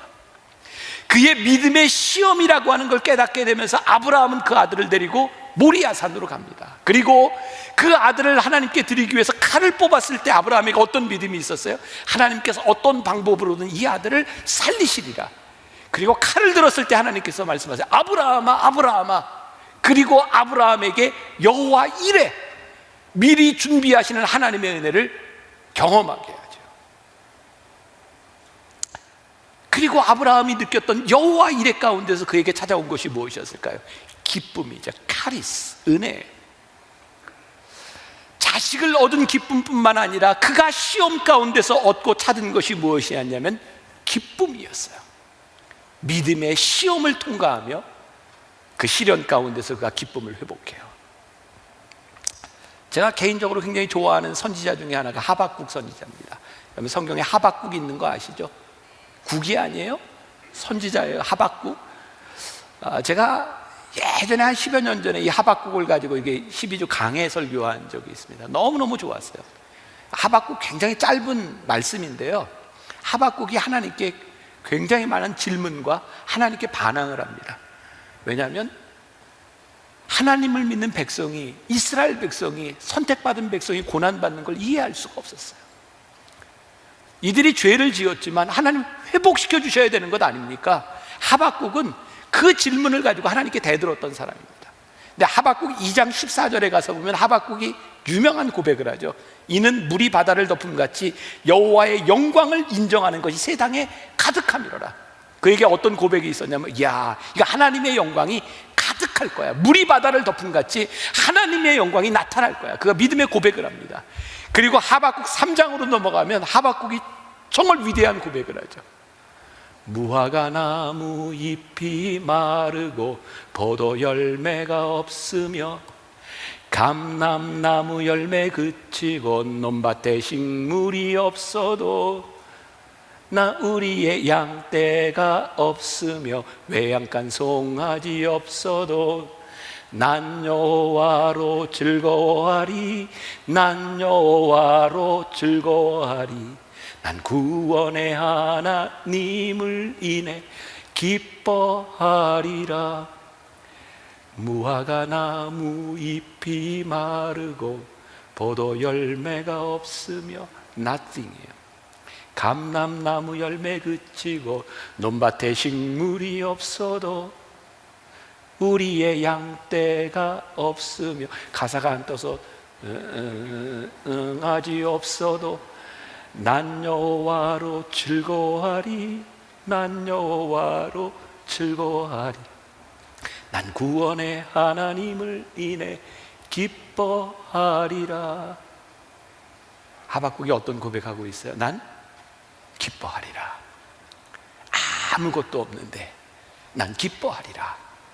구원의 하나님을 인해 나는 기뻐하리라. 누가 우리를 그리스도의 사랑에서 끊을 수 있으리요? 그 사랑의 확증 안에서 내가 기뻐하리라. 저는 오늘 여러분들에게 그런 믿음의 도전을 드리고 싶어요. 적용이에요. 그 사랑의 확증으로 우리들이 이 시대를 살아가며 우리들이 이 세상을 살아가며 하나님, 우리들의 얼굴에 이 성령의 열매가 나타나게 하여 주옵소서. 성령의 열매, 씨앗이 아니라 열매예요. 드러나는 거예요. 혹시 여러분들 뇌성마비 시인 송명희 시인 아시나 모르겠어요. 나 가진 재물 없지만 이 찬양 시를 쓴 가끔 우리 교회 예배드리러 오는 송명희 시인인데요, 그분이 이런 시를 썼어요. 지금 기뻐하라. 지금 고난이 있으나 지금 기뻐하면 슬픔이 기쁨으로 바뀌리라. 매일 예배하라. 매일 세상에 있으나 매일 예배하면 날마다 거룩하게 있으리라. 항상 찬양하라. 항상 마귀와 싸우니 항상 찬양하면 슬픔이 기쁨으로 바뀌리라. 지금 충성하라. 모두 끝남이 있으니 지금 충성하라. 그러면 안식하게 하시리라. 오늘은 화평에 대한 말씀을 나누게 되는데, 제가 이렇게 부제를 잡았습니다. 거친 파도 가운데서 존재하는 그 화평. 어쩌면 지금 이 시기를 지나가고 있는 우리들에게 화평이라고 하는 것이 진정 존재하는가, 우리들의 마음의 화평은 무엇인가를 생각하는 그런 주간을 우리들이 보내고 있는 것 같아요. 어떤 분이요, 두 화가에게 이런 부탁을 했답니다. 참된 평화를 잘 표현해주는 그림을 좀 그려주시오. 한 사람이 그런 그림을 그렸다고 하죠. 아주 고요한 호숫가가 있는 계곡의 풍경화를 그렸다 그래요. 너무너무 고요한 그런 풍경이었죠. 한 사람은 이런 그림을 그렸대요. 폭포가 막 쏟아지고 있는 바위가 옆에, 그 나뭇가지 옆에 새 둥지, 그리고 거기에 잠을 자고 있는 새의 모습. 아마 저런 모습이었을 것 같아요. 두 가지의 평화입니다. 첫 번째 평화는 진짜 평화로운 장면이기는 하지만 비현실적입니다. 두 번째 평화는 우리의 현실입니다. 평화는 저렇게 아무 방해도 없는 잔잔한 곳에서 우리들이 느낄 수 있는 것이 아니라 어쩌면 폭포가 떨어지는 가운데서 우리들이 느낄 수 있느냐 없느냐에 대한 부분이겠죠. 어떤 역사학자가 그런 글을 썼습니다. 우리 인류의 역사가 이렇게 기록된 걸 보면 한 3100년 정도 된다고 합니다. 그런데 이 3100년의 역사 가운데, 역사의 기록 가운데 전쟁이 없었던 시기는 8%밖에 되지 않는답니다. 92%는 역사 가운데 늘 전쟁이 있었다는 거예요. 연도로 계산하면 286년 정도를 제외하고는 끊임없이 인류 가운데 전쟁이 있었던 거죠. 아마 이런 의문을 던질 수 있을 것 같아요. 그럼 이 인류는 전쟁을 너무너무 원해서 이렇게 늘 전쟁을 했을까요? 어떤 시대도 어떤 사람도 전쟁을 원하지 않았습니다. 전쟁에는 늘 우리 평화를 위해서 전쟁을 하는 거죠. 그럼에도 불구하고 평화를 소유하지 못하고 인간들은 끊임없는 전쟁의 역사를 걸어와야 됐어요. 여러분들이 이제 안에서 생활할 기회들이 많으니까 제가 영화를 하나 추천해 드릴 텐데, 제가 지난해에 비행기를 타고 오면서 기내에서 보았던 영화인데 굉장히 재미있게 보았어요. 주디 덴치라고 하는 여인이 주연인데요. 여러분들 007 이게 보면 MI6 그 수장으로 나오는 여자가 있습니다. 그분이 주연한 영화예요. 레드 조안이라고 하는 영화인데 굉장히 재미있게 보았어요.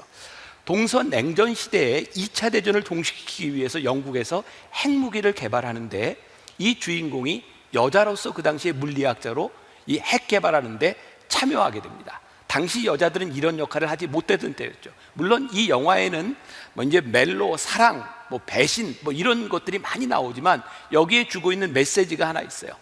이 여인이 러시아의 핵 개발 정보를 넘겨준 것 때문에 전쟁이 끝나고 한참 되어서 이 여인이 87세가 되었을 때 영국에서 체포됩니다.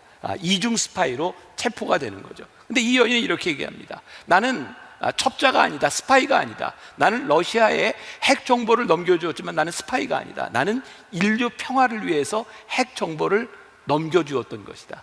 그러면서 이 여인이 자기의 확신을 가지게 된 게 뭐냐면 2차 세계대전이 끝날 무렵 히로시마와 나가사키에 핵이 투하됩니다. 이 여인은 그걸 보고 러시아의 핵 개발 정보를 넘깁니다.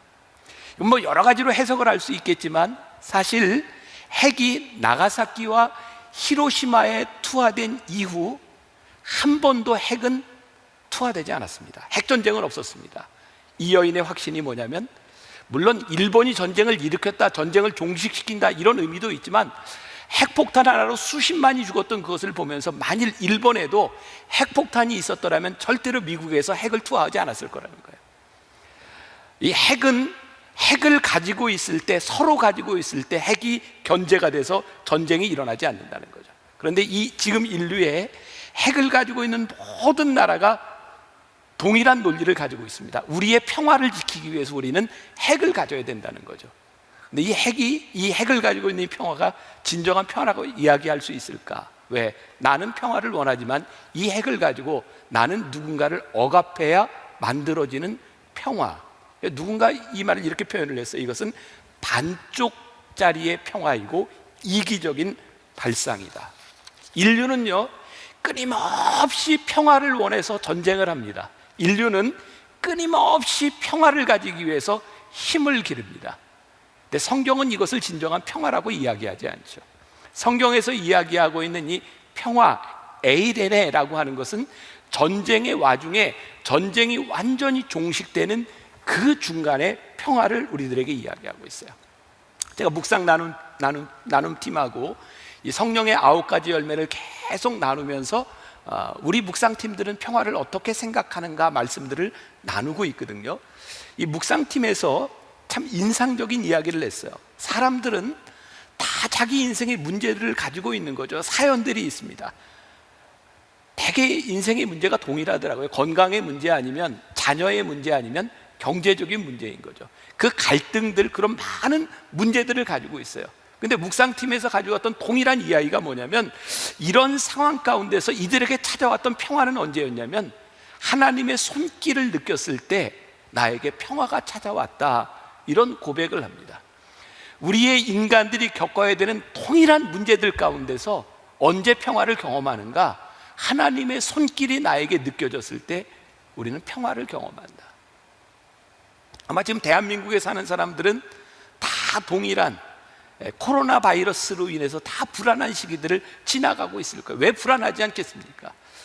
그런데 우리들이 성령의 열매를 맺는 것, 화평의 열매를 맺는다고 하는 것은 우리들에게 굉장히 중요한 신앙적인 도전을 우리들에게 말하고 있는데, 이 상황 가운데서 우리들에게 와지는 그 평화가 무엇이냐, 굉장히 중요한 신앙적인 질문을 우리들에게 던지고 있을지도 몰라요.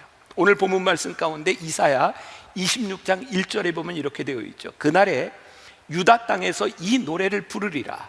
우리에게 견고한 성읍이 있으며 여호와께서 구원을 성벽과 외벽으로 삼으시리로다.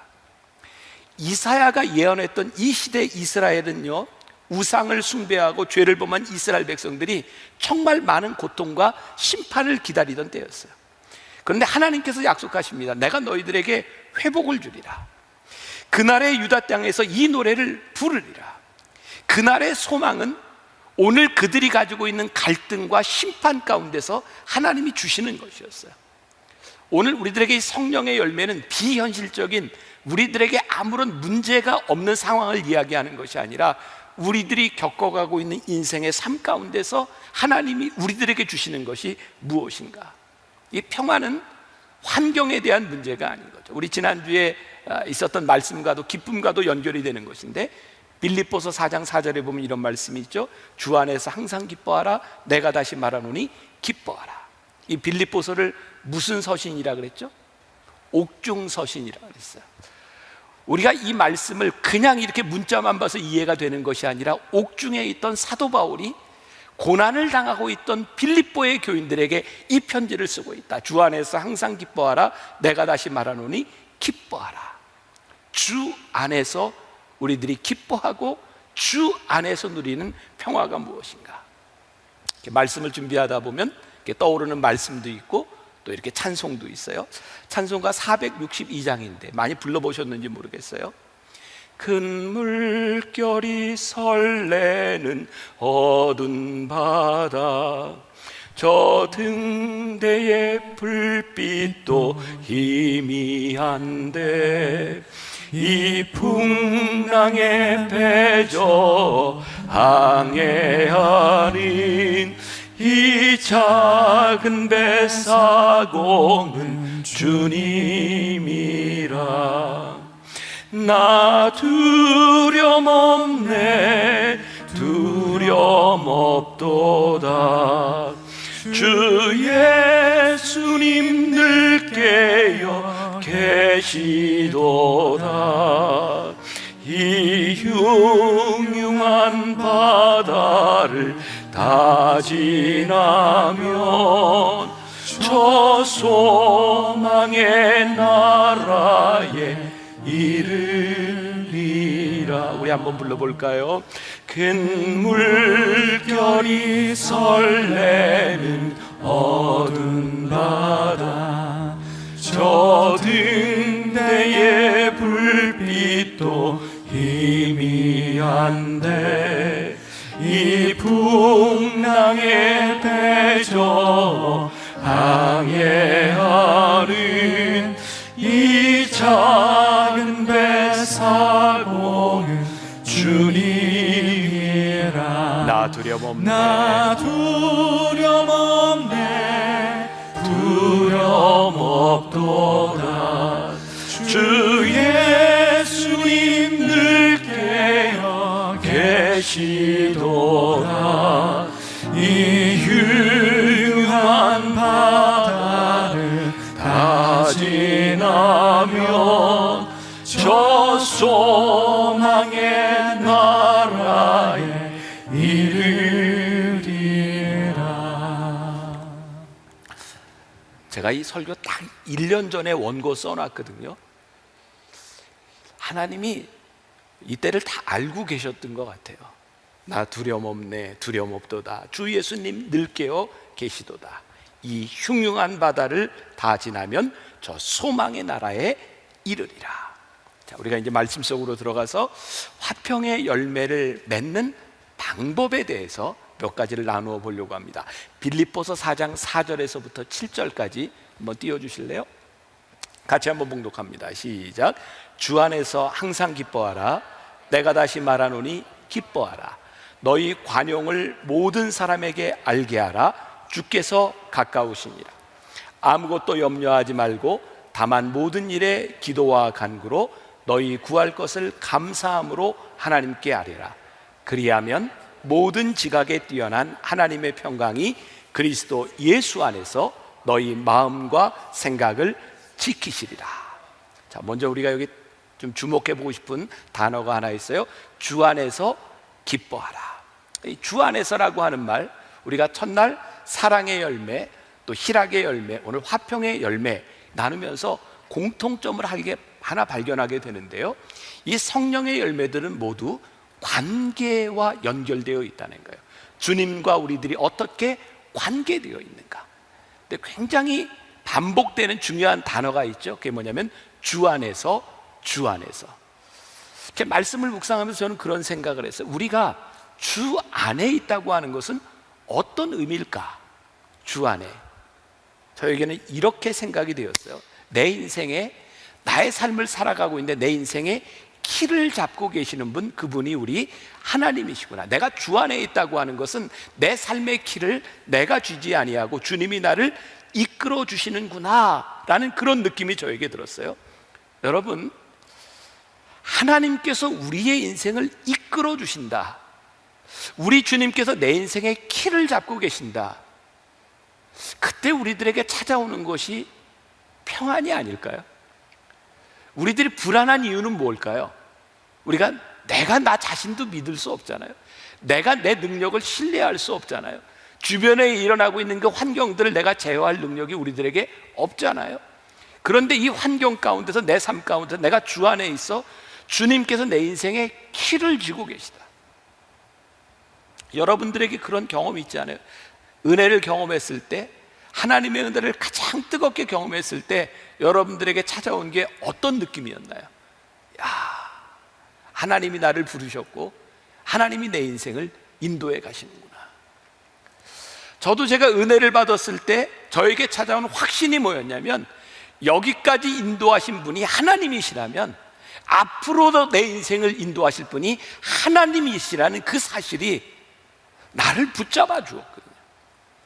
이번에 코로나 이렇게 사태를 지나가면서, 그리고 제가 새벽에 이렇게 예배를 드리면서 저에게 느껴진 느낌, 우리 교회가 지금 온라인으로 예배를 드리고 있고 많은 교회들이 온라인으로 예배를 드리고 있어요. 목사님들이 온라인으로 예배를 드리고 주일날 이 예배당에 모이지 않는 것 때문에 제일 두려워하는 게 뭐였는지 아세요? 목사님들이 이렇게 교인들이 한 주, 두 주 교회를 나오지 않다가 이게 습관이 되거나 혹은 주일날 모이는 것이 힘들어지는 것이 아닌가, 그런 염려를 하는 분들이 많이 있어요. 물론 그게 다는 아니겠지만, 그래서 이 예배 온라인으로 드리는 걸 많이 힘들어 했는데요, 제가 오늘 말씀을 준비하면서 하나님이 저에게 주신 확신이 있었어요. 하나님께서 대한민국 한국 교회를 바라보시면서 오늘 이 예배당에서 이 예배를 드리지 못하는 것이 어쩔 수 없는 불가항력적인, 세상 사람들이 교회는, 세상 사람들 하는 얘기로 교회 것들은 왜 모여서 이 코로나 사태에 이렇게 문제를 야기하는가, 이렇게 말을 하고 있는데, 저에게 느껴지는 것은요, 하나님께서 이 시대의 한국교회를 하나님이 바라보시며 하나님의 뜻이 있는 게 저에게 느껴지는 게, 그게 뭔지 아세요? 우리가 이렇게 한 주, 두 주, 세 주 우리가 예배를 드릴 수 없고 하나님 앞에 우리 모이는 것이 이렇게 쉬운 일이 아니라고 하는 것을 우리들이 깨닫기 시작할 때, 하나님께서 우리들에게 회복시켜 주실 예배의 회복에 대한 생각이 저에게 들기 시작했어요. 우리가 드리는 예배가 이렇게 귀한 예배고, 우리가 그렇게 무감각하게 드렸던 예배들이 그렇게 쉽게 드릴 수 있는 예배가 아니라는 것을 통해서 하나님이 한국교회에 회복시켜 주시려는 것이 분명히 있구나. 저에게 이 사태에 대한 두려움이 없어요. 저에게는 소망과 기대가 있어요. 하나님, 이 시대를 지나가며 하나님 우리들에게 무엇을 보게 하시려는 겁니까? 제가 어제 오후에 글을 하나 썼어요. 제가 신문사에 보내려고 합니다. 그 글 제목이 뭐였냐면 코로나 그 이후입니다. 제가 이 글을 썼더니 누군가 그러더라고요. 아니, 코로나 끝나지도 않은데 그 이후라. 근데 저에게는요, 이 코로나 사태 그 이후가 제 마음속에 그려지는 거예요. 하나님이 이렇게 우리를 인도하시나 보다. 주 안에서 우리의 인생이 있다고, 주 안에서 하나님이 우리를 이끌어 가신다고 하는 그 믿음의 고백이 우리들에게 평화와 하나님이 우리들에게 주신 화평이 우리 가운데 있는. 또 하나, 관용을 베풀라라고 하는 말에 한번 주목해 보세요. 말씀을 묵상하면서 그런 생각을 했어요. 우리의 삶이 진짜 혼란스럽고 마음이 편치않은 이유, 관용을 베풀 여유가 없기 때문은 아닐까? 자, 생각해 보세요. 내가 여유가 있어요. 내가 관용을 베풀 수 있어. 괜찮아. 그때 우리들의 마음이 평안하지 않겠어요? 우리들이 이 여유가 없으니까, 관용하지 못하니까 우리들이 평화를 잃어버리는 거죠. 누가 그러죠? 미국에 가서 사는데 영어를 하는데 딱 이것만 알면 된다고. 그게 뭐냐면 오케이, 오케이, 오케이. 중국에 가서 살려면 뭐만 알면 돼? how, on how만 알면 된대요. 일본에 가서 살려면 뭐만 알면 돼요? 도저. 이게 전혀 지금 느낌이 서로 안 오는군요. 한국의 동일한 말이 있죠. 그게 뭐예요? 괜찮아. 괜찮아? 괜찮아. 굉장히 좋은 말이죠. 평화가 없어요. 근데 괜찮아. 오케이. 그릇을 깨고 불안해하고 있는 그 자녀를 보면 괜찮아? 하나님께서 우리들에게 말씀하신 관용이 뭔지 아세요? 관용을 베풀라는 관용은 우리가 가지고 있는 능력으로 나오는 것이 아니라 하나님이 우리들을 향해서 말씀하셨던 관용이에요. 괜찮아. 그리고 그 관용을 받은 우리들이 너희도 다른 사람을 향해 관용을 베풀어라. 관용을 베풀라고 하는 것, 어쩌면 우리들에게 굉장히 중요한 우리의 인생의 화평을 가질 수 있는 방법이 아닐까. 또 오늘 말씀해 보니까 염려하지 말고 감사함으로 라고 하는 말이 있어요. 그리하면 모든 지각에 뛰어난 하나님의 평강이 우리의 생각과 뭐죠? 그 다음에 우리의 마음과 생각을 지키시리라. 모든 지각에 뛰어난 하나님의 평강이 어떻게 할 때? 염려하지 않고 하나님께 감사할 때. 베드로전서 5장 7절에도 이렇게 말씀이 되어 있어요. 너희 염려를 다 주께 맡기라. 이는 그가 너희를 돌보심이라. 또 좋은 말씀이 있죠. 로마서 8장 28절. 우리가 알거니와 하나님을 사랑하는 자 곧 그의 뜻대로 부르심을 입은 자들에게는 모든 것이 합력하여 선을 이루느니라. 염려하지 말고 감사함으로 하나님께 아뢰라. 근데 우리들이 이걸 자꾸 잊어버리는 것 같아요. 우리들에게 염려가 찾아올 때 우리들이 기억해야 되는 말씀이 뭐예요? 아무것도 염려하지 말고 감사함으로 하나님께 아뢰라. 그리하면 모든 지각에 뛰어난 하나님의 평강이 우리의 마음과 생각을 지키시리라.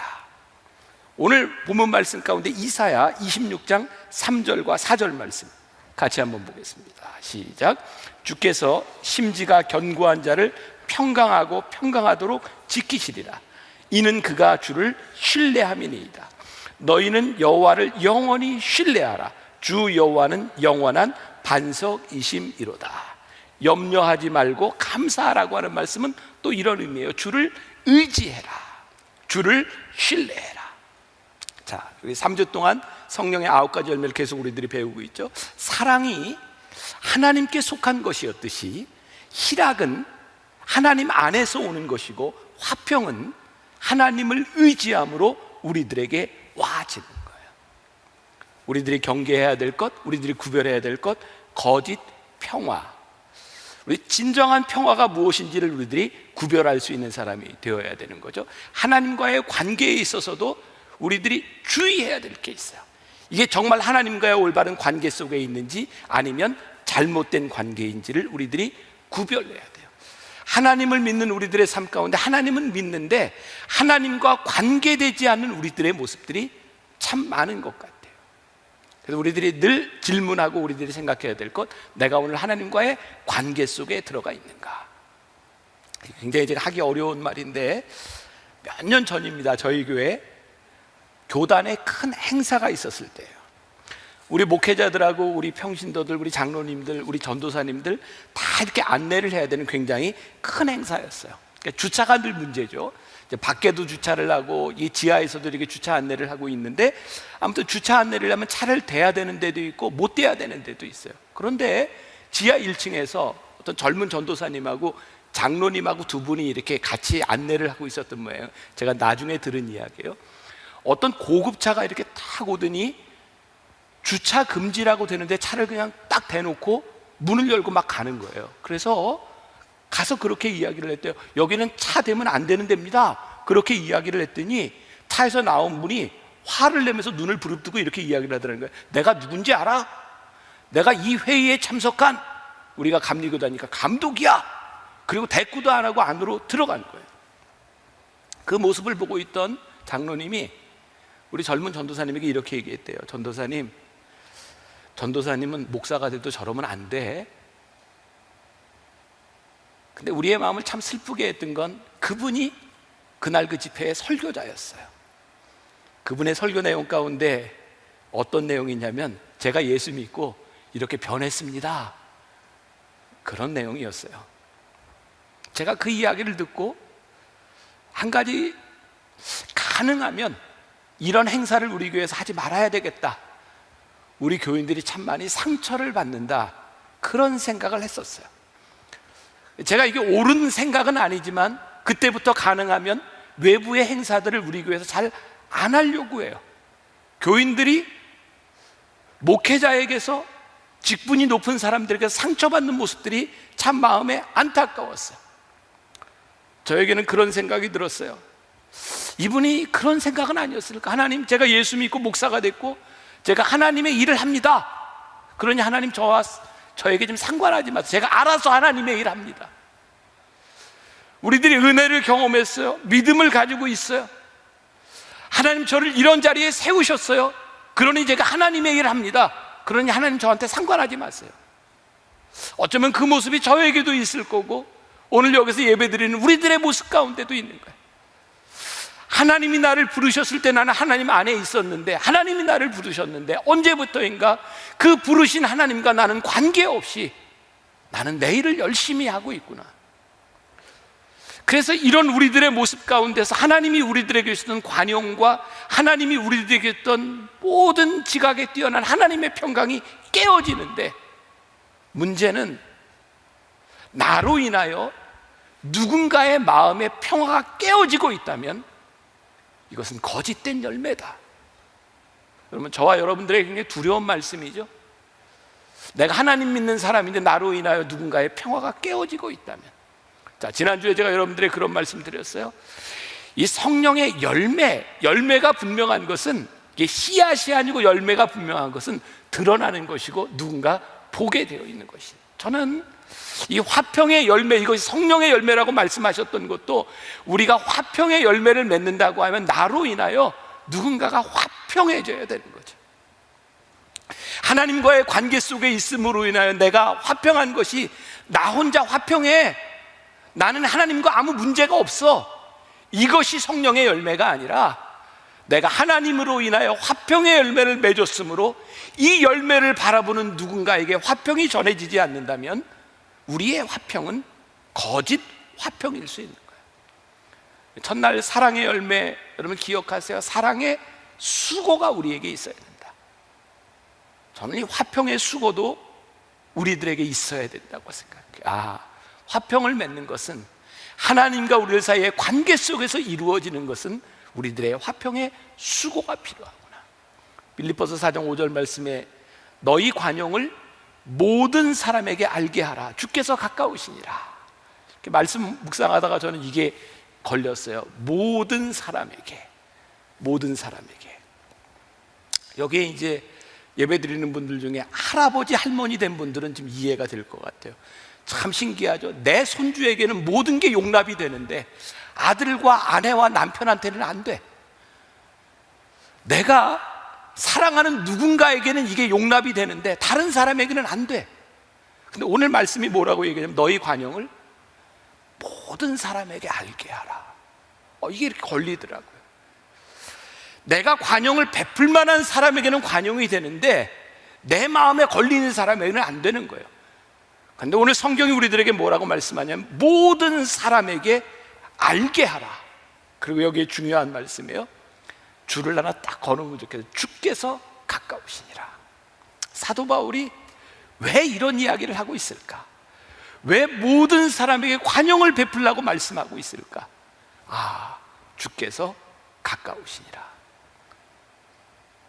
너 조금 있으면 주님의 얼굴을 볼 거야. 너 주님 앞에 서게 될 거야. 그러니 내가 만나는 사람, 내가 지금 함께하고 있는 그 모든 사람들에게 관용을 베풀어. 네가 조금 있으면 주님을 보게 될 거야. 주님 앞에 서게 될 우리들에게 있어서 이 관용을 베풀어야 된다고. 이게 믿음 안에 서지 않으면, 우리들이 하나님 앞에 신앙 안에 서지 않으면 이 관용을 베푸는 것이 정말 쉬운 일이 아니구나. 빌립보서 4장은요 사도 바울이 굉장히 마음 아팠던 일 때문에 이 말씀을 전하고 있는 거예요. 빌립보서 4장 2절에 이런 말씀이 있어요. 내가 유오디아를 권하고 순두개를 권하노니 주 안에서 같은 마음을 품으라. 유오디아도 순두개도 빌립보 교회에 굉장히 충성스러운 일꾼이었던 것 같아요. 사도 바울의 안타까움이 뭐예요? 그런데 둘이 싸우고 있었던 것 같아요. 둘 다 너무너무 열심히여서 사도 바울이 같은 마음을 품을 수 없겠니?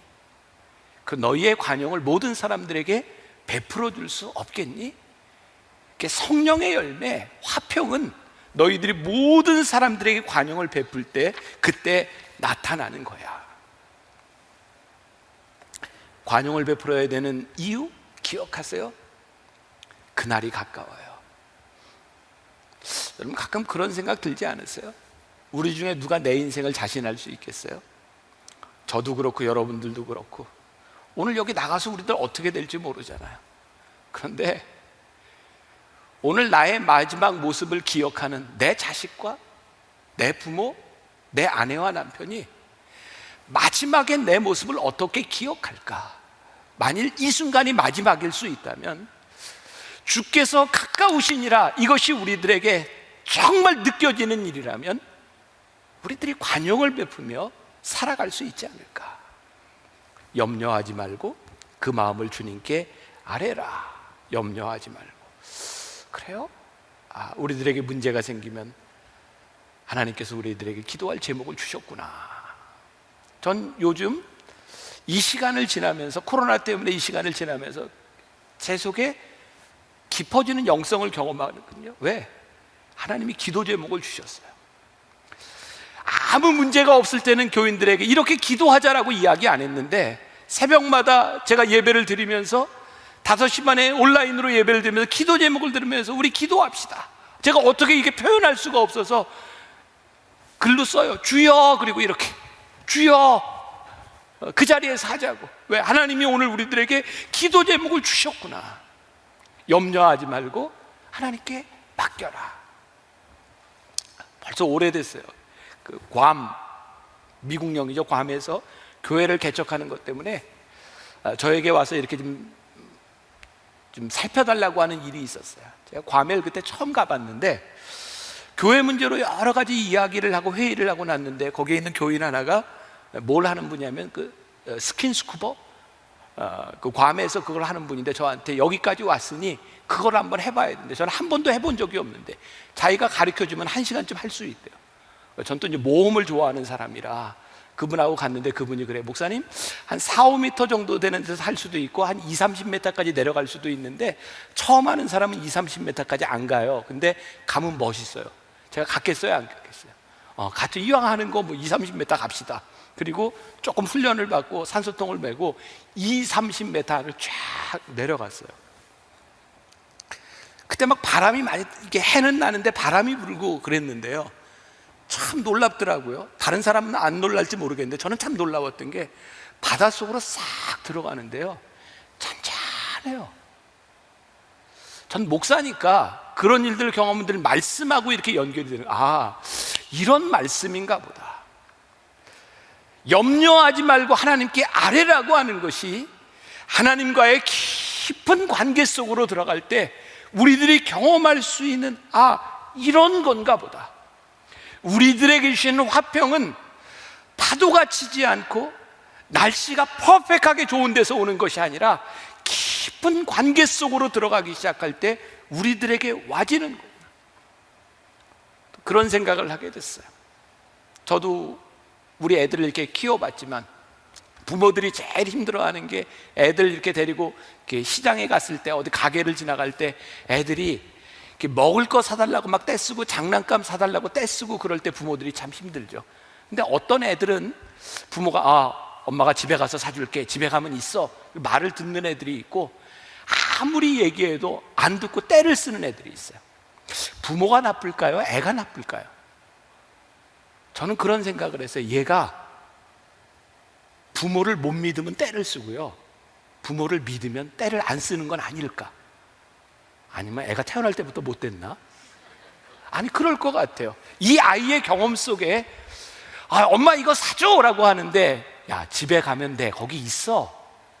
아이가 부모를 믿는다면 거기서 떼쓰지 않고 따라갈 수 있을 텐데, 우리 엄마는 맨날 이러고 나를 속였어. 여기에서 여기서 승부를 안 보면 이건 내가 얻을 수가 없어. 그래서 떼를 쓰는 아이가 있다면 신뢰와 믿음에 대한 부족은 아닐까, 이렇게 적용이 되겠죠. 왜 우리들이 신앙생활을 하면서 하나님과의 관계 속에 있으면서 그렇게 하나님께 떼를 쓰고 우리들은 믿지 못하고 우리들의 마음의 평화가 깨어질까? 주님께서 오늘 우리들에게, 야, 너 지금 힘들지만, 아니 괜찮아, 내가 네 인생에 키를 쥐고 있잖아. 믿어지지 않는 거예요. 하나님 여기서 해결해 주세요. 그리고 내가 원하는 것을 얻을 때까지 끝까지 붙들고 싸우는 거예요. 내가 하나님을 믿고 하나님을 신뢰한다면, 내가 하나님을 믿을 수 있다면 우리들이 이렇게 떼쓰지 않을 텐데, 우리들의 평화를 잃어버린 이유들은 그런 것이 아닐까. 모든 지각에 뛰어나신 하나님의 평강이 우리들에게 임하는 것, 우리가 하나님 앞에 맡길 수 있는 그런 믿음은 아닐까. 여러분, 배는요, 배에 이렇게 평형을 유지하는 게 있대요. 저도 이렇게 봤으니까 자이로스코프라고 하는 건데요, 그림이 좀 있죠? 네, 저렇게 배 안에, 저게 요즘 이렇게 높은 건물을 지을 때도 그 안에 이렇게 건물의 평형을 유지하는 추가 있습니다. 배에도요, 저 추가 있어서 배를 잡아준다 그래요. 저게 뭘까요? 모든 것을 하나님께 아뢰십시오. 모든 지각에 뛰어난 하나님의 평강이 당신과 함께 할 것입니다. 그때 우리들에게 와지는 믿음의 고백. 유명한 스펄전이 다니엘의 이야기를 하면서 이런 이야기를 하죠. 다니엘이 사자굴 속에서 평안히 잠을 자고 있는 동안 저 하늘의 궁전에서는 하나님이 다니엘을 지키기 위해 잠을 이루지 못하고 계셨습니다. 굉장히 멋진 말이었어요. 우리가 평안할 수 있는 것은 하나님께서 우리를 위해 졸지도 주무시지도 아니하고 우리를 지키시는 하나님이 우리들에게 있구나. 지금 이 시기를 지나가며 우리들에게 주시는 참 귀한 말씀이라는 생각이 들거든요. 우리가 조심해야죠. 코로나도 조심하고. 그런데 너무 두려워하지 마세요. 여러분들의 인생에 일어나는 모든 일들 가운데 어쩌면 이 코로나를 통해서 하나님이 우리들에게 하나님을 믿는 신뢰의 훈련을 시키신다는 생각은 안 드세요? 네가 할 수 없는 일이라면, 어디에서 코로나 병균이 돌아다니는지 믿을 수도 없고 알 수도 없는 이 상황이라면 네가 하나님 앞에 네 인생을 좀 맡기고 살아. 맡기고 산다는 건 우리들이 아무것도 하지 않는다는 것이 아니라, 하나님 우리들에게 주어진 인생을 최선을 다해 살겠지만 이것이 우리들에게 복된 간증이 될 줄 믿습니다. 전 영상으로 이 예배를 드리는 이 시간도 분명히 하나님께서 우리들에게 주시는 놀라운 일이라고 믿거든요. 그리고 이 일 이후에 하나님께서 행하실 일에 대한 기대가 우리들에게 있는 것. 그래서 이제 한 주를 지나는 동안 여러분들 화평을 만드는 사람이 되세요. 주 안에서 하나님과의 관계 속에서 여러분들이 믿음으로 신뢰하고 평화를 만들어가는 사람이 되는 것. 오늘 우리들에게 주시는 하나님께서 화평의 열매를 맺으라는 말씀이 아닐까. 이 말씀을 붙들고 또 한 주간을 승리하는 여러분들이 되시기를 주님의 이름으로 간절히 축원합니다.